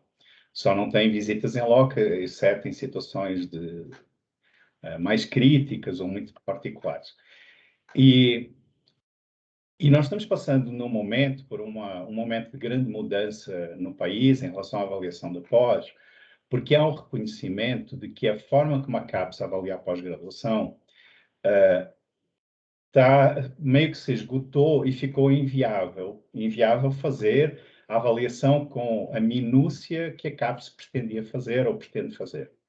Então, no processo que está no momento em curso, que tratou do quadriênio até 2020, né? Eles estão neste momento fazendo a avaliação, o processo de autoavaliação e de planejamento institucional dos cursos já entrou na nossa própria avaliação, certo? E já foi anunciado, claro, a CAPES vive uma instabilidade muito grande, então a gente nunca sabe como é que as coisas vão evoluir. Mas como a CAPES envolve muita comunidade, e isto já vinha de trás, já estava meio que contratado e anunciado que a partir do próximo quadriênio, que já começou, 2021, já é o novo quadriênio, a avaliação vai mudar de novo e vai mudar no sentido de ser muito mais fundamentada numa autoavaliação. Tá. E aí, isto significa o quê? Que os cursos vão precisar se organizar de forma, eu diria, muito mais profissional e estruturada para fazer esse processo de autoavaliação e vão precisar de um apoio muito grande da Administração Superior da UNB, dada a forma como a UNB funciona, de forma muito centralizada, por comparação com outras universidades que são muito mais focadas em unidades. Cada unidade tem uma autonomia muito maior. E eu confesso que eu estou um pouco confuso com o que vocês estão apresentando. Por quê? Porque vocês não apresentaram nada sobre pós-graduação, mas eu estava tentando transpor isso para a questão da pós-graduação. E da forma como as coisas estão sendo apresentadas, é um pouco como se a gente estivesse agora fazendo, por exemplo, uma autoavaliação da pós-graduação da UNB, olhando a avaliação da CAPES, né? Que não é uma autoavaliação, é uma avaliação externa, né? Com base em dados que a gente enviou, inclusive o nosso próprio processo de autoavaliação. Então, as duas coisas não podem ser a mesma. A autoavaliação interna é uma coisa, a avaliação externa é outra coisa, né? Elas não podem se misturar, elas têm que conversar, mas elas não podem ser a mesma coisa. Porque a CAPES agora vai nos cobrar, como parte principal da avaliação, a forma como nós nos autoavaliamos. A CAPES não está simplesmente transferindo o que eles fazem para nós. está dizendo, nós temos que fazer um processo de autoavaliação. Então, isso é uma questão que eu acho que as unidades e os cursos vão ter, o DPG, obviamente, está ciente disso, né? Porque acompanha tudo isso muito perto, né? E, portanto, a UNB, como universidade, vai ter que fazer um esforço muito maior do que faz hoje para lidar com essa questão, porque senão isso terá consequências imediatas daqui a poucos anos na avaliação dos cursos de pós-graduação da UNB, que já por si, em média, é ruim. Né? A UNB é uma universidade em que predominam os cursos de nível 4, o que não está de acordo com o que a UNB quer ser no contexto das universidades brasileiras e até internacionalmente. Né? A UNB deveria ser, no mínimo, uma universidade predominantemente nível 5, mas é uma universidade fortemente nível 4 e não há sinais de que esteja deixando de o ser. Ok? Então, isso vai ter que ser equacionado. Agora, na minha opinião, e como coordenador de pós-graduação há muitos anos, e tanto passando por isto no momento, eu acho que fazer uma autoavaliação sem que isso seja fundamentalmente... Quando a gente faz uma autoavaliação, a gente vê basicamente as consequências do nosso trabalho, certo? O que nós queremos é chegar nas causas. E se ficarmos discutindo apenas como lidar com consequências, a gente nunca vai chegar nas causas. E se olharmos as coisas de forma separada, quais são as consequências, ou seja, esses resultados que vocês nos apresentaram aqui, da avaliação da graduação. Aí poderíamos ter uma outra reunião para ver. E na pós-graduação, o que foi? Só que as coisas estão relacionadas. Vocês, no final da apresentação, mostraram que mais de 40% dos docentes da FAV não participam da pós-graduação. Aí a reitora dizer, então é preciso aumentar a participação dos docentes, é a mesma coisa que dizer, nós estamos passando por uma forte seca e dizer, então precisa chover, né? Estamos passando por uma crise hídrica, por quê? Não adianta dizer que é preciso chover, porque não vai chover. Só porque alguém disse é preciso chover, porque está chovendo pouco. Então, as coisas estão relacionadas. Mais de 40% dos docentes não participam na pós-graduação. O número de vagas no mestrado e no doutorado, em média, tenderá a diminuir e não aumentar. Então, não adianta operações de... O DPG está fazendo um esforço.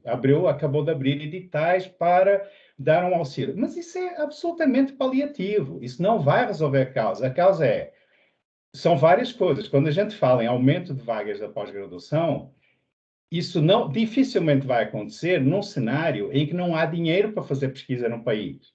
Não há financiamento de pesquisa. E a pós-graduação é para fazer pesquisa. Como é que se vai aumentar muitas vagas da pós-graduação se quase ninguém tem projetos e dinheiro para fazer? E não é o UNB que vai poder financiar os projetos de pesquisa.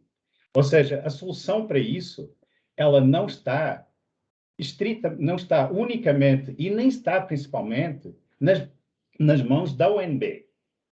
Tá? Então, a utilidade de ter um diagnóstico que diz se eu aumentasse um pouquinho as vagas na pós-graduação, eu mudava a minha nota, isso não tem utilidade nenhuma para entender o que está se passando na pós-graduação.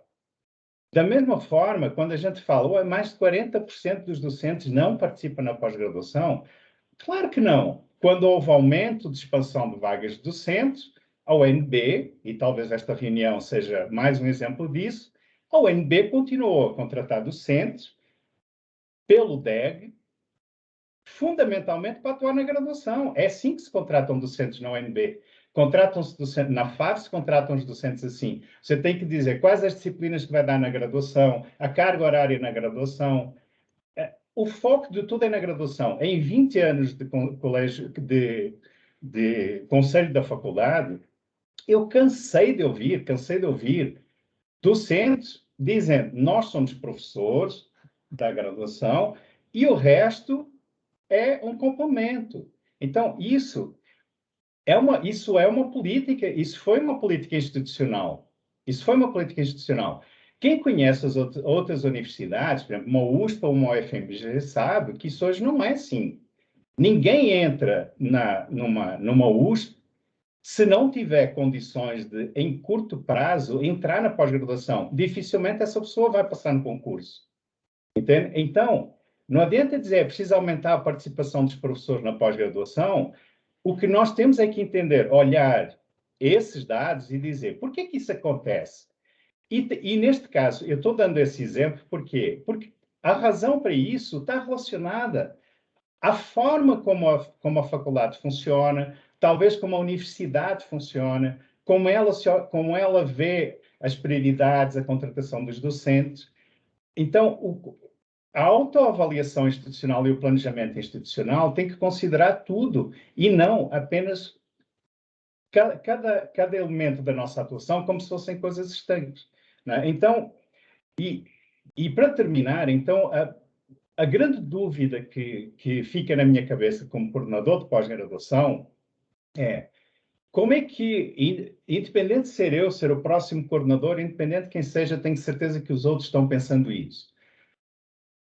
Nós temos uma responsabilidade institucional. Nós sabemos que o processo de autoavaliação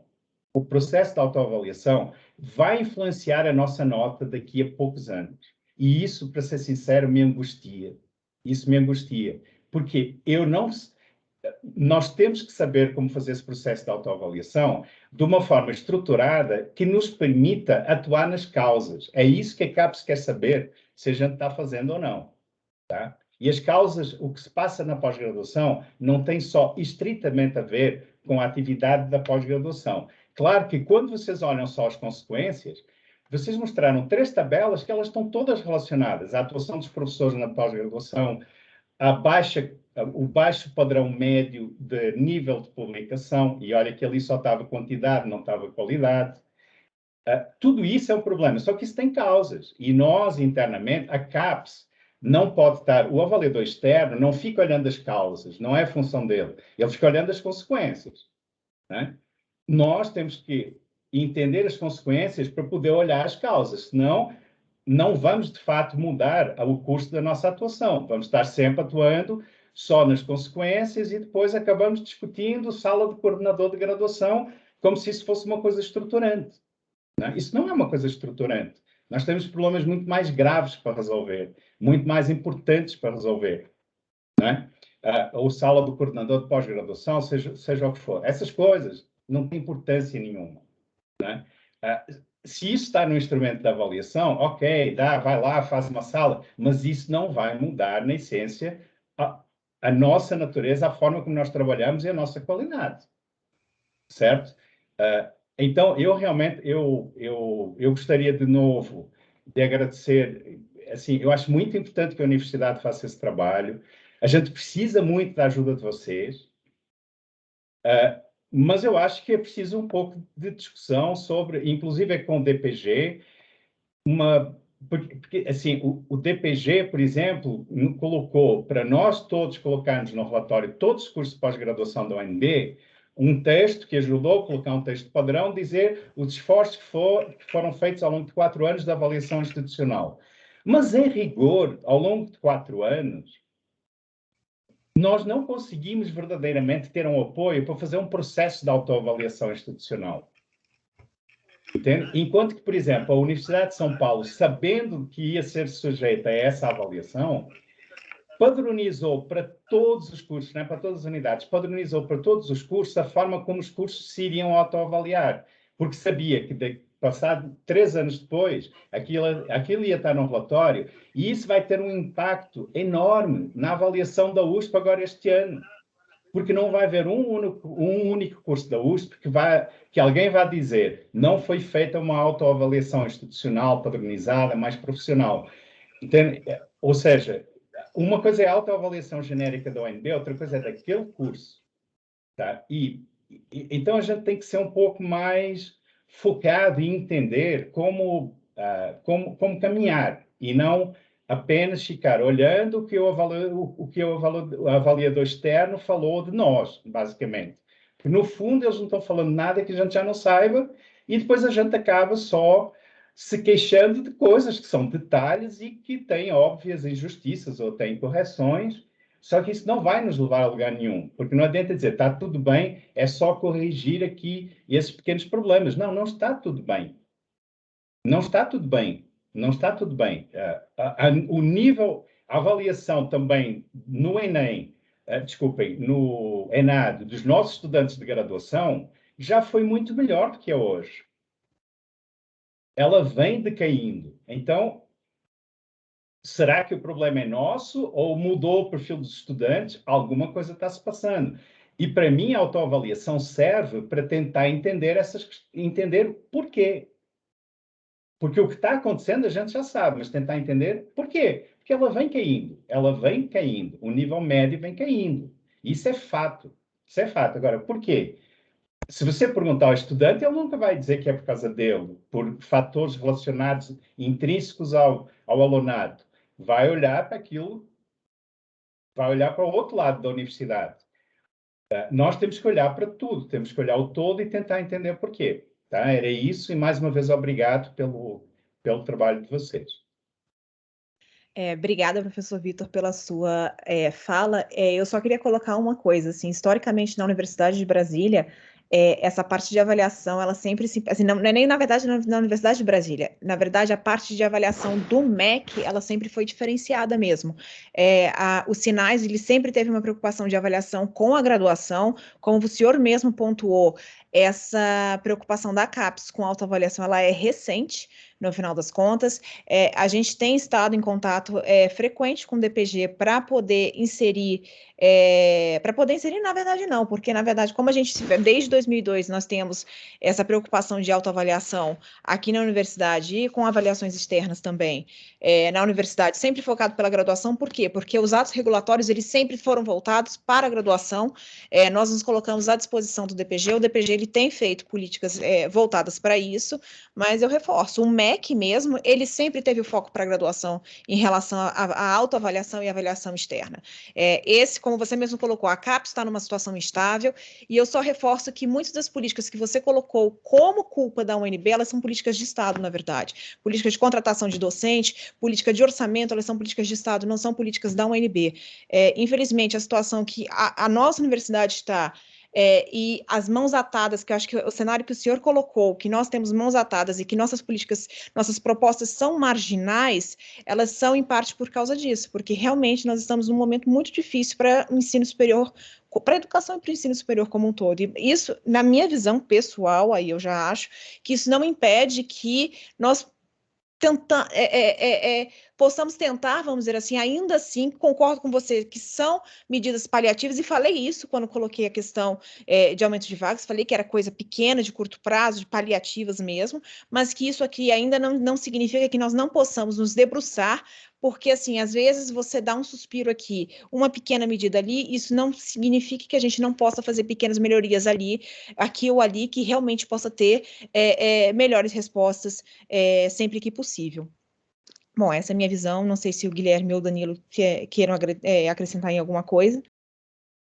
Eu gostaria de falar também. Obrigado, professor Vitor, por nos trazer esse olhar também sobre a pós-graduação. Como trabalhador da área aí da avaliação, né? A gente sabe que o objeto fim, né, o negócio da universidade é o ensino de graduação, né, o negócio. E talvez a pós-graduação, a extensão e a inovação, elas tenham sido colocadas ali num pano de fundo que complementem esse resultado do negócio da universidade, né, o negócio fim, que é o ensino de graduação. E mesmo que a gente tente trabalhar com outras perspectivas que de um certo modo, deixem a pós-graduação de lado, a pós-graduação ela faz parte de um cômputo maior, que é chamado de IGC, o Índice Geral de Cursos da UNB.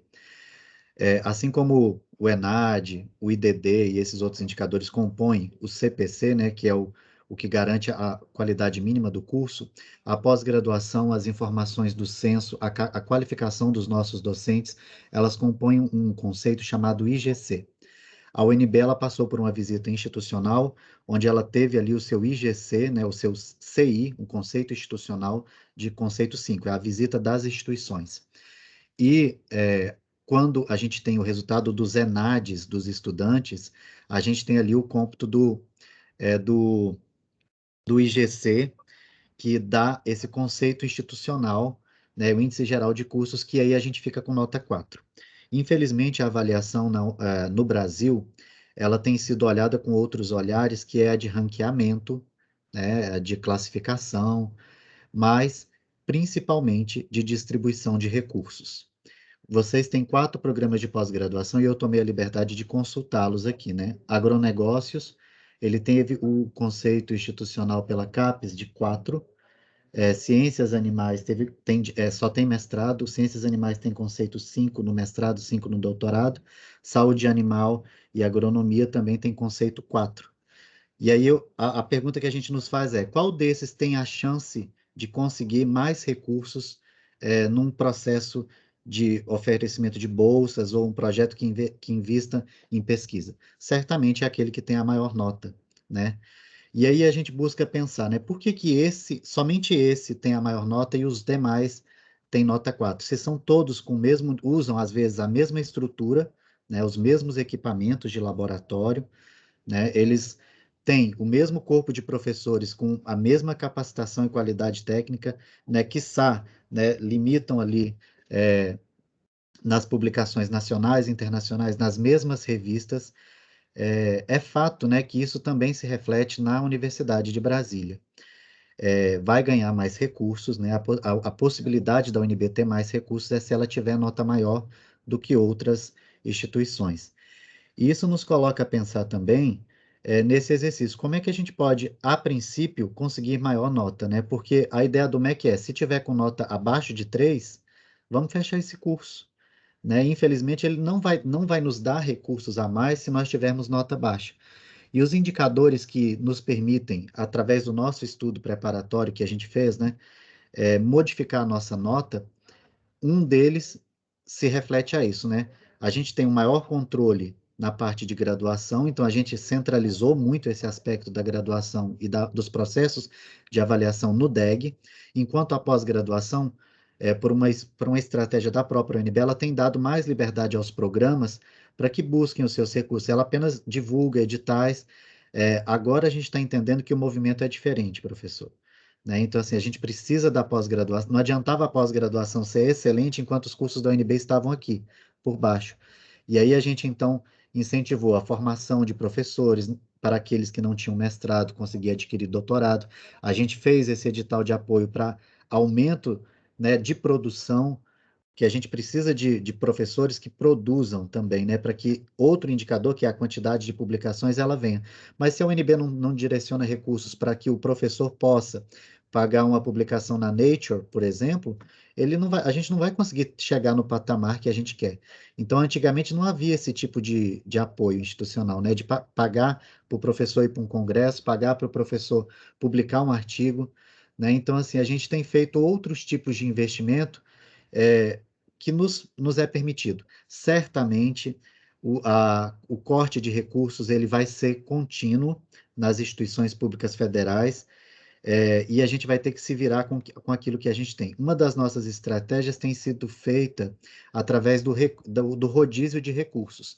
Se a gente sabe, por exemplo, que esse grupo de cursos da FAV vão ser avaliados nesse triênio, então a gente direciona os nossos editais, os recursos para esse, não desassistindo os outros, por exemplo, mas com foco, né, para que seja atendida as demandas desse curso, né, na medida do possível, né, naquilo que o nosso braço alcança, dado também que o corte de orçamento ele vem para a instituição inteira, né, vai ter direito a receber mais recursos, né, no seu PD, e aquela unidade que oferece um curso noturno, por exemplo, porque curso noturno é diferenciado ali na divisão da matriz orçamentária, né, eu estou falando no nível de graduação. E vai ser diferente também, e aí isso a gente observou também para as nossas prospecções, se os cursos colocarem mais um estudante de pós-graduação na graduação, e no mestrado e no doutorado, a gente ganha pontos se a gente abrir mais vagas. Mas aí fica aquela questão que o professor Vitor colocou para a gente pensar, né? Não adianta eu abrir vagas se eu não tenho dinheiro, investimento de onde sair. Né? E aí talvez a gente seja colocado aqui no nosso próprio processo, né? Não, de brasileiro que não desiste nunca, né? por exemplo, né, e de usar os nossos processos de criatividade e de gestão. Eu acho que seria a palavra aqui, de gestão sobre esse recurso que eu tenho, né, para utilizá-lo de uma forma mais eficaz e mais efetiva com a nossa realidade, né, que é realmente de cortes, que é de um público diferenciado, talvez, né, mas de entender também o nosso papel enquanto docentes de uma instituição pública, do atendimento efetivo dessa necessidade. Hoje eu falo para vocês, a nossa instituição ela figura entre uma das grandes captadoras de recursos. Eu não tenho ideia, né? O pessoal do DPO, eu sou do decanato de graduação, mas os colegas do DPO eles sabem que a gente é a terceira maior captadora de recursos, e isso não é graças à graduação, é graças à pós-graduação. E eu vejo muito, né, como um dos princípios da pesquisa, do melhoramento, essa da gente conseguir concorrer nesses editais de captação de recursos, ou mais, como a pesquisa, como resultado da avaliação em loco, nos colocou em 2017, né? Da gente atender também as instituições privadas. Eu sei que eu vi, durante a visita, um laboratório que falou, não, a gente não pode receber dinheiro, mas a gente queria um freezer de tantos... Então, ela realizou a pesquisa para aquela instituição privada e ela conseguiu um freezer, que eu não sei o nome, gente, a nomenclatura, mas é um freezer muito interessante para colocar... Ai, gente, me ajuda. Colocar coisas vivas ali. Era um freezer diferente, células, entendeu? Para se manter essas células vivas para o estudo ali embrionário de plantas, não sei das quantas. Mas eu achei muito interessante quando o avaliador perguntou, ela falou: não, nós temos parceria com, além da Embrapa, outras instituições, inclusive as privadas, que nos solicitam estudos de solo, coisa do tipo, e a gente não recebe o dinheiro, mas a gente recebe apoio para equipar o nosso laboratório. E aí que eu fiquei sabendo, então, dessa possibilidade, né, da instituição também angariar recursos através da prestação do laboratórios de serviço, né? É um dos indicadores ali daquele edital que avalia a graduação. Laboratório de ensino, laboratório de pesquisa e laboratório de serviço, que é uma das possibilidades que a gente tem, mas a gente só pode ter o laboratório de serviço se ela tiver descrita em algum manual nosso, né? No caso do curso de graduação, é o projeto pedagógico. E aí tá aí o que eu falo, né? Um dos nossos objetivos aqui é fazer com que a gente revisite as nossas estruturas institucionais, né, a nossa legislação, nossa regulamentação, para que a gente inclua ali essa possibilidade. E aí eu pergunto também, nesses cursos de pós-graduação, no regulamento dele, como está descrito esse processo de fomento para pesquisa? É só dependendo da instituição, só dependendo dos canais do MEC? Né, institucionais do governo, né, federal, ou ela abre essa possibilidade? Está descrito de que forma no nosso projeto pedagógico de curso que a extensão ela vai ser estruturada e ela pode ser distribuída, né, fora do DF, em outras instituições, né, com parcerias, né? Então a gente tem outros recursos aí. Eu vejo mais com que esse nosso convite aqui para reflexão, e quando a gente coloca esses indicadores que são mais parecem que não tem muita coisa a ver, como o professor Vitor colocou, isso não importa, né, se tem um laboratório. Mas nesses pequenos critérios a gente tem a possibilidade, professor, de mudar, né, uma mudança que é significativa, que são milésimos, que não depende, por exemplo, de um recurso do MEC, né, mas de uma realocação de espaços físicos dentro do nosso próprio instituto, nosso próprio departamento, para que a gente consiga atender essa demanda. E aí a gente melhorar um pouco mais na pontuação. Se a gente, por exemplo, focar numa ação de divulgação de resultados, daquilo que a gente já faz, mas que não está descrito, o estudante ele consiga perceber isso, e ali a gente consegue também avançar. Claro que não nos limita, né, a apresentarmos somente essa discussão. A discussão que o professor Vitor nos coloca a pensar, ela é de fato importante para que a gente entenda não só o que causa, né, mas os elementos ali anteriores a isso, né? Como que tem sido a nossa atuação, ao longo do nosso período aqui à frente, né, dessa direção, à frente da coordenação, como chefe de um laboratório, né? O que que a gente quer, o que que a gente vem realizando aí, né, para poder conseguirmos superar esse desafio que é a falta de recursos. É muito sério isso, gente, né? Infelizmente, são as ferramentas que a gente tem e o tipo de controle de indicadores que o MEC nos coloca a refletir. A gente sabe que ele não se aplica aqui à instituição pública, ele foi criado pensando nas instituições particulares, para que elas tivessem ali um mínimo de atendimento. Só que hoje elas nos afetam ali de forma substancial, inclusive no nosso orçamento físico. Era isso que eu queria para falar. Desculpe, professor Vitor, vi que levantou a mão. Bom, a gente tem um teto na reunião de meio-dia, tá? De qualquer forma, eu vou encerrar as inscrições agora. Eu vou passar a palavra para o professor Ricardo. Bom dia a todos e todas. Eu queria tirar algumas dúvidas, em especial, acho que com o Danilo, né? Enfim, eu sou o ex-coordenador de graduação, né? Eu acabei semana passada, hoje começa outro, né, no meu lugar. Mas eu participei em 2019 do ENAD, né?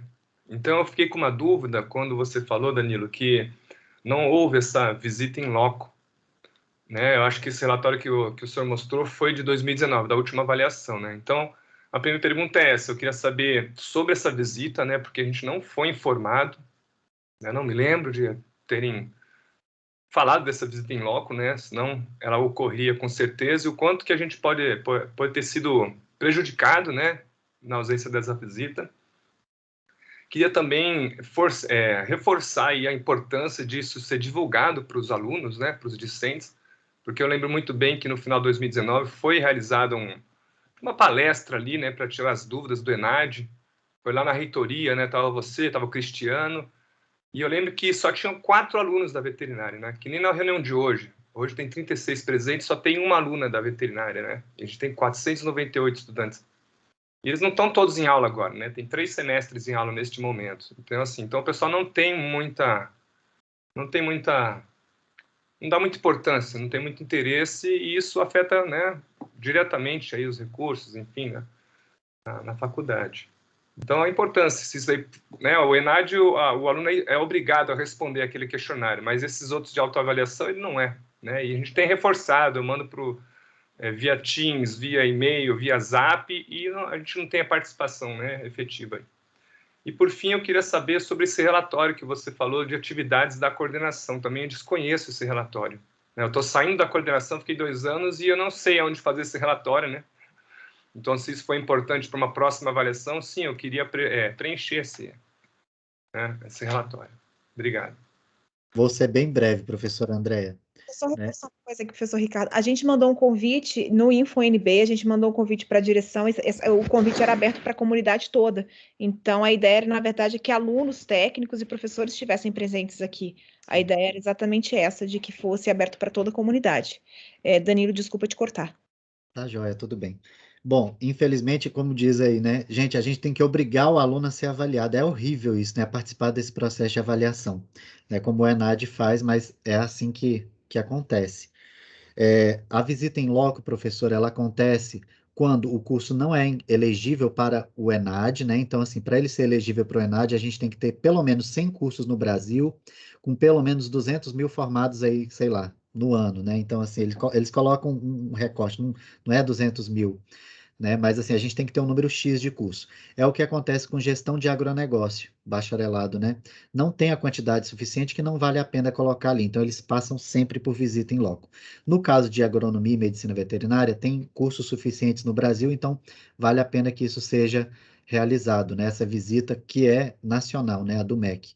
Se vai até 5. Se o curso tira menos que 3, quer dizer, se o curso tira menos que 3, 2 ou 1, aí ele fica sendo obrigado a passar por essa visita em loco. Se ele tira 3 e 4, é facultado a ele solicitar esse ajuste, essa visita em loco, para mostrar que ele realmente tem diferença ali. E aí, se ele tira nota 5, ele não precisa pedir, né? Mas essa facultativa aí que existe. Os cursos da medicina veterinária, em 2019, eles ficaram aqui, medicina veterinária e agronomia, ficaram com 4 no ENAD, 3 no IDD, e 4 no CPC final. Ficaram com a média 4, né? É facultado solicitar? É. Vocês ainda têm esse direito. Até o próximo ciclo avaliativo vai fazer o ENAD, e aí pode ser que venha essa visita. E aí a experiência da visita é o que o povo fala, né? Assim, vai da escolha de vocês de decidir junto em colegiados se vale a pena passar por por esse processo. É um processo que é difícil, né? Demanda um certo nível de organização, preparação de material. Vocês já passaram pela do Arcosul, né? Há muito tempo atrás, tanto na medicina veterinária quanto na agronomia. Foi um processo difícil, né? Mas que vale a pena no final, porque para mostrar, a gente mostra que realmente é diferente. Mas é aquilo do aluno também reconhecer, né? Dele fazer parte disso, tomar que aquele é o seu curso, a sua profissão, a instituição que ele escolheu participar. Sobre o relatório, professor, é uma prerrogativa que está no instrumento de 2017. Teve um curso da UNB só que preencheu, que passou por uma visita nesse novo modelo que o MEC está nos avaliando. Não existe normativa nenhuma da UNB ainda que fale que é obrigatório o coordenador fazer um planejamento de atuação quando ele estiver entrando, um relatório parcial ali de execução, um relatório final, não existe documento. Então, eu só apresentei aqui porque vai ter que passar a existir, né? E a gente vai ter que revisitar os nossos regulamentos e regimentos internos para poder saber como é que a gente vai cobrar isso. Assim como um tal de PIT, né? Que vocês já ouviram falar, que é o plano de trabalho individual, né, do professor. Todo professor tem que fazer isso todo o início do semestre, dizendo como é que ele usa aquelas 40 horas deles, né, que é super complicado a gente querer que o professor, imagina, uma forma de controle que o MEC quer ter sobre também a produção dos professores. Assim, está muito mais apertado o nosso prazo. Certo, professor? Tá bom, obrigado. Obrigado. Eu passo a palavra agora para a professora Simone de novo, que se inscreveu de novo. Bom, Andréia, colegas, eu vou ser bem rápida. Primeiro, agradecer novamente a vinda de vocês, tá? E tecer alguns comentários com relação a isso.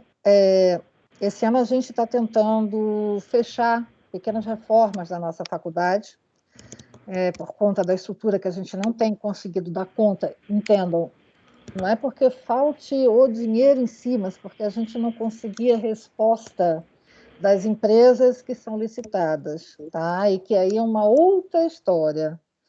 Então, foi bastante complicado isso, mas a gente está tentando, né? Recebendo uma série de demandas agora. Os colegas se conscientizaram, começaram a usar o dinheiro mais em conjunto para poder pagar. Isso é uma coisa que poucas unidades têm. A FAV é uma das poucas que discute o uso de todo o orçamento da unidade em conselho, tá? Então, aqui não é o diretor que vai ficar colocando X reais ali, não. Isso é discutido em conselho. 50% de toda a nossa parte financeira vai direto para as áreas, já que a FAV não tem departamentos, né? É uma relação direta, então 50% de todo o orçamento da unidade vai direto para essas áreas técnicas e chega na mão dos professores para eles fazerem o que eles precisarem. Na FAV, existe uma outra situação que há muito tempo nós colocamos. 20% do nosso orçamento é dedicado às pós-graduações. Então, esse dinheiro vai direto para a pós-graduação. É pouco, mas é porque a gente não tem muito para fazer. Se a gente coloca 30% lá na pós ou 40%, a gente não vai conseguir sequer reformar algumas coisas que são necessárias, né? E a gente tem 30% para poder gerar, digamos assim, todas as necessidades serem atendidas na faculdade, inclusive as reformas e outras coisas que as pessoas pensam que cai do céu, desde pagar aluguel de impressora até coisas mais simples, não é? Até o café. Então, particularmente, a gente lida com um orçamento limitado, embora na FAV a gente tenha essa diferença. O que a gente combinou, e isso aí tem que ficar claro também, desde que a gente recebeu a solicitação da professora Denise, é que nós vamos entregar uma proposta de plano estratégico, né, como foi acordado, mas não agora, porque não adianta eu dizer o que nós vamos fazer em 30 dias, não funciona. Eu vou até responder o documento, já que me cobraram, mas ficou acertado na faculdade que nós entraremos com o documento em definitivo até o final do ano, porque não adianta a gente dividir essa informação aqui, mais 45 dias, não funciona. E, por coincidência, todos os nossos cursos estão refazendo ou repensando, ou, no caso da agronomia, reimplantando o novo projeto pedagógico. A gente pode até pedir para ter mais cuidado nesses itens, seguir um pouco mais detalhadamente, mas seria interessante, não é?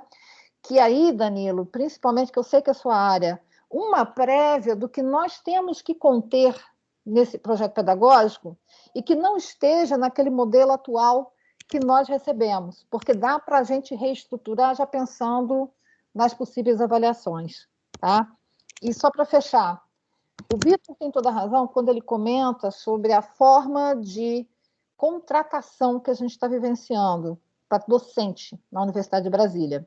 Dessa vez, nas 2 vagas que nós temos, aliás, vem uma outra terceira vaga aqui, também de exoneração, nós solicitamos que a pós-graduação acompanhe de perto, né, e defina uma área de atuação para esse docente. Então, agora, na FAV, a gente está registrando dessa forma, tá, via processo SEI, que há uma destinação também para que esse professor, ao entrar, ele entre também visando uma pós-graduação. Vamos ver se vai funcionar com medidas pequenas, né?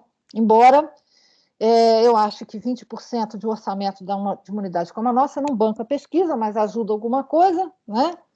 E as obras de reforma de uma unidade como a nossa são pesadíssimas, porque é tudo estrutura velha. Só para complementar, eu também não sei como é que saiu esse relatório dizendo que a gente não presta serviço. Se uma coisa que a gente faz, inclusive nós estamos registrados na página do NIT, do UNB, como prestadores de serviço, mas se precisar incluir isso nos projetos pedagógicos, a gente passa a incluir. Tá? Se o problema é qual é o documento estudado, a gente passa a incluir. Tá? Então, seria interessante vocês poderem também, a partir das nossas dúvidas, emitir um pequeno documento dizendo o que vocês gostariam, o que vocês acham que nós podemos abordar, não é? Que sejam de provas documentais que a gente tem, porque dizer que a gente não faz serviço, como o Everaldo bem lembrou, com aquele baita hospital, fica difícil. Com os laboratórios que prestam serviço constante, o meu próprio laboratório é um deles, presta serviço constantemente, né? Passamos desde novembro, estamos lá enrolados com análise de peixe.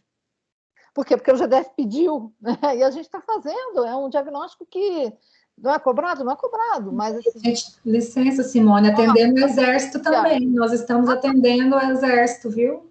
A Patrícia é o único laboratório registrado para alimentos, tá? Em todo o DF é da Patrícia. A Patrícia pode, assim como eu, não ter ficado com uma grande atividade no ano passado, mas ela atendeu o Exército, ela atendeu uma outra pessoa que procurou pelos trabalhos dela.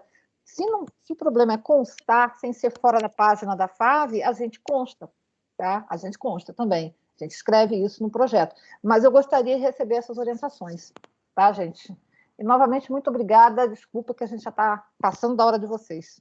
Não, tá ótimo, então. Eu queria agradecer a presença de todos. Eu queria nos colocar à disposição, o DPO, o DEG, nós da CPA estamos aqui. Eu queria agradecer todos os que estão da CPA, todos os membros da CPA. O Leandro está aqui, o Luiz está aqui. Acho que o Leandro apareceu aí, o Leandro da FUP, o Luiz está aí também. Estamos todos à disposição para auxiliar com isso. Acho que o pessoal aí está sempre... Não sei se o Danilo quer falar mais alguma coisa. Pode falar, Danilo, desculpa. Sim. Professoras, por favor, usem o DEG, né? Assim como vocês são um excelente instituto, né, que contribuem para muitos cursos da UNB, e a gente está aqui à disposição. O Decanato de Graduação tem uma página disponível ali com espaço de coordenação. A gente está aberto ao diálogo, e vocês têm meu telefone celular. Eu acho que os coordenadores, todo mundo tem, a direção tem, os coordenadores e alguns professores também têm. Pode entrar em contato comigo e não levem essa nossa discussão aqui de indicadores assim para como ameaçadora. Não, a gente quer somar para justamente conseguir mais recursos, e vai ser baseado nos laboratórios de vocês, né? Mas a gente tem que deixar tudo junto. Estamos juntos aí nesse processo. Contem com o DEG no que precisar, tá bom? Obrigado. A Maísa levantou a mão rapidinho, acho que se for rapidinho a gente consegue te atender. Sim, é rápido. Só para pedir um favor. Pelo seguinte, eu estou com um aluno, orientando um aluno que vai defender um TCC, e ele era funcionário do INEP.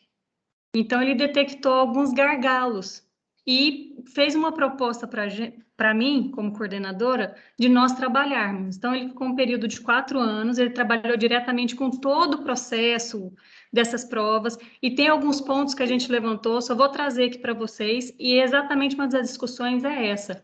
Os alunos não enxergam que a avaliação deles vai afetar a vida profissional. Então, eu tenho até uma proposta, mas a gente ainda está trabalhando. Eu preciso da ajuda. O Danilo, não sei se lembra de mim, mas na época da coordenação, eu tenho seu celular, eu vou entrar em contato para a gente pegar esses gargalos. Pelo seguinte, o que é a proposta? Os cursos da FAV, isso é só, assim, não tem nada planejado, mas eu quero ajuda para isso. Os cursos da FAV, nenhum deles, os nossos alunos formados precisam fazer prova para ter conselho, né, para ter o CREA, para ter o CRM e o CFA, no nosso caso, que é a gestão de agronegócio. Uma das propostas é inserir as análises, inserir essas provas, ENAD, na introdução, na primeira disciplina de introdução ao curso. E a segunda é conseguir ligar essa prova do ENAD à aquisição da carteirinha do conselho. São propostas, assim, estamos viajando um pouco, mas eu acho que com conversas é possível, porque aí o aluno vai passar de fato a levar a sério essa avaliação. E quando ele avalia, quando ele é avaliado aluno, estão nos avaliando como professores, porque é para saber o que eles aprenderam. Então, tem algumas propostas, aí depois eu vou entrar em contato, se a senhora permitir, a Andréia e o Danilo, para a gente conversar e eu apresentar esse projeto desse TCC para a gente alinhar algumas ideias e, de repente, trazer isso como possíveis sugestões, colaborações, seja o que for. Tá? É só para dar uma geral. Não, ótimo, então. A gente aguarda você entrar em contato, mas Tá de bom. resto, a gente queria agradecer a presença de todos Obrigada. aqui. A gravação vai ficar disponível no canal da CPA, a gente vai mandar depois o link para vocês, para quem quiser rever, para quem quiser depois pegar alguma informação que não pegou direito. E, mais uma vez, obrigada a todos, viu, gente? Foi ótimo. Obrigado, Nós que gente. agradecemos. Obrigada. Tchau. Obrigado. Obrigada. Se ficou alguma Obrigada, dúvida, Danilo. pode Espero me que escrever. aguarde minha mensagem, Danilo. Até mais. Ah,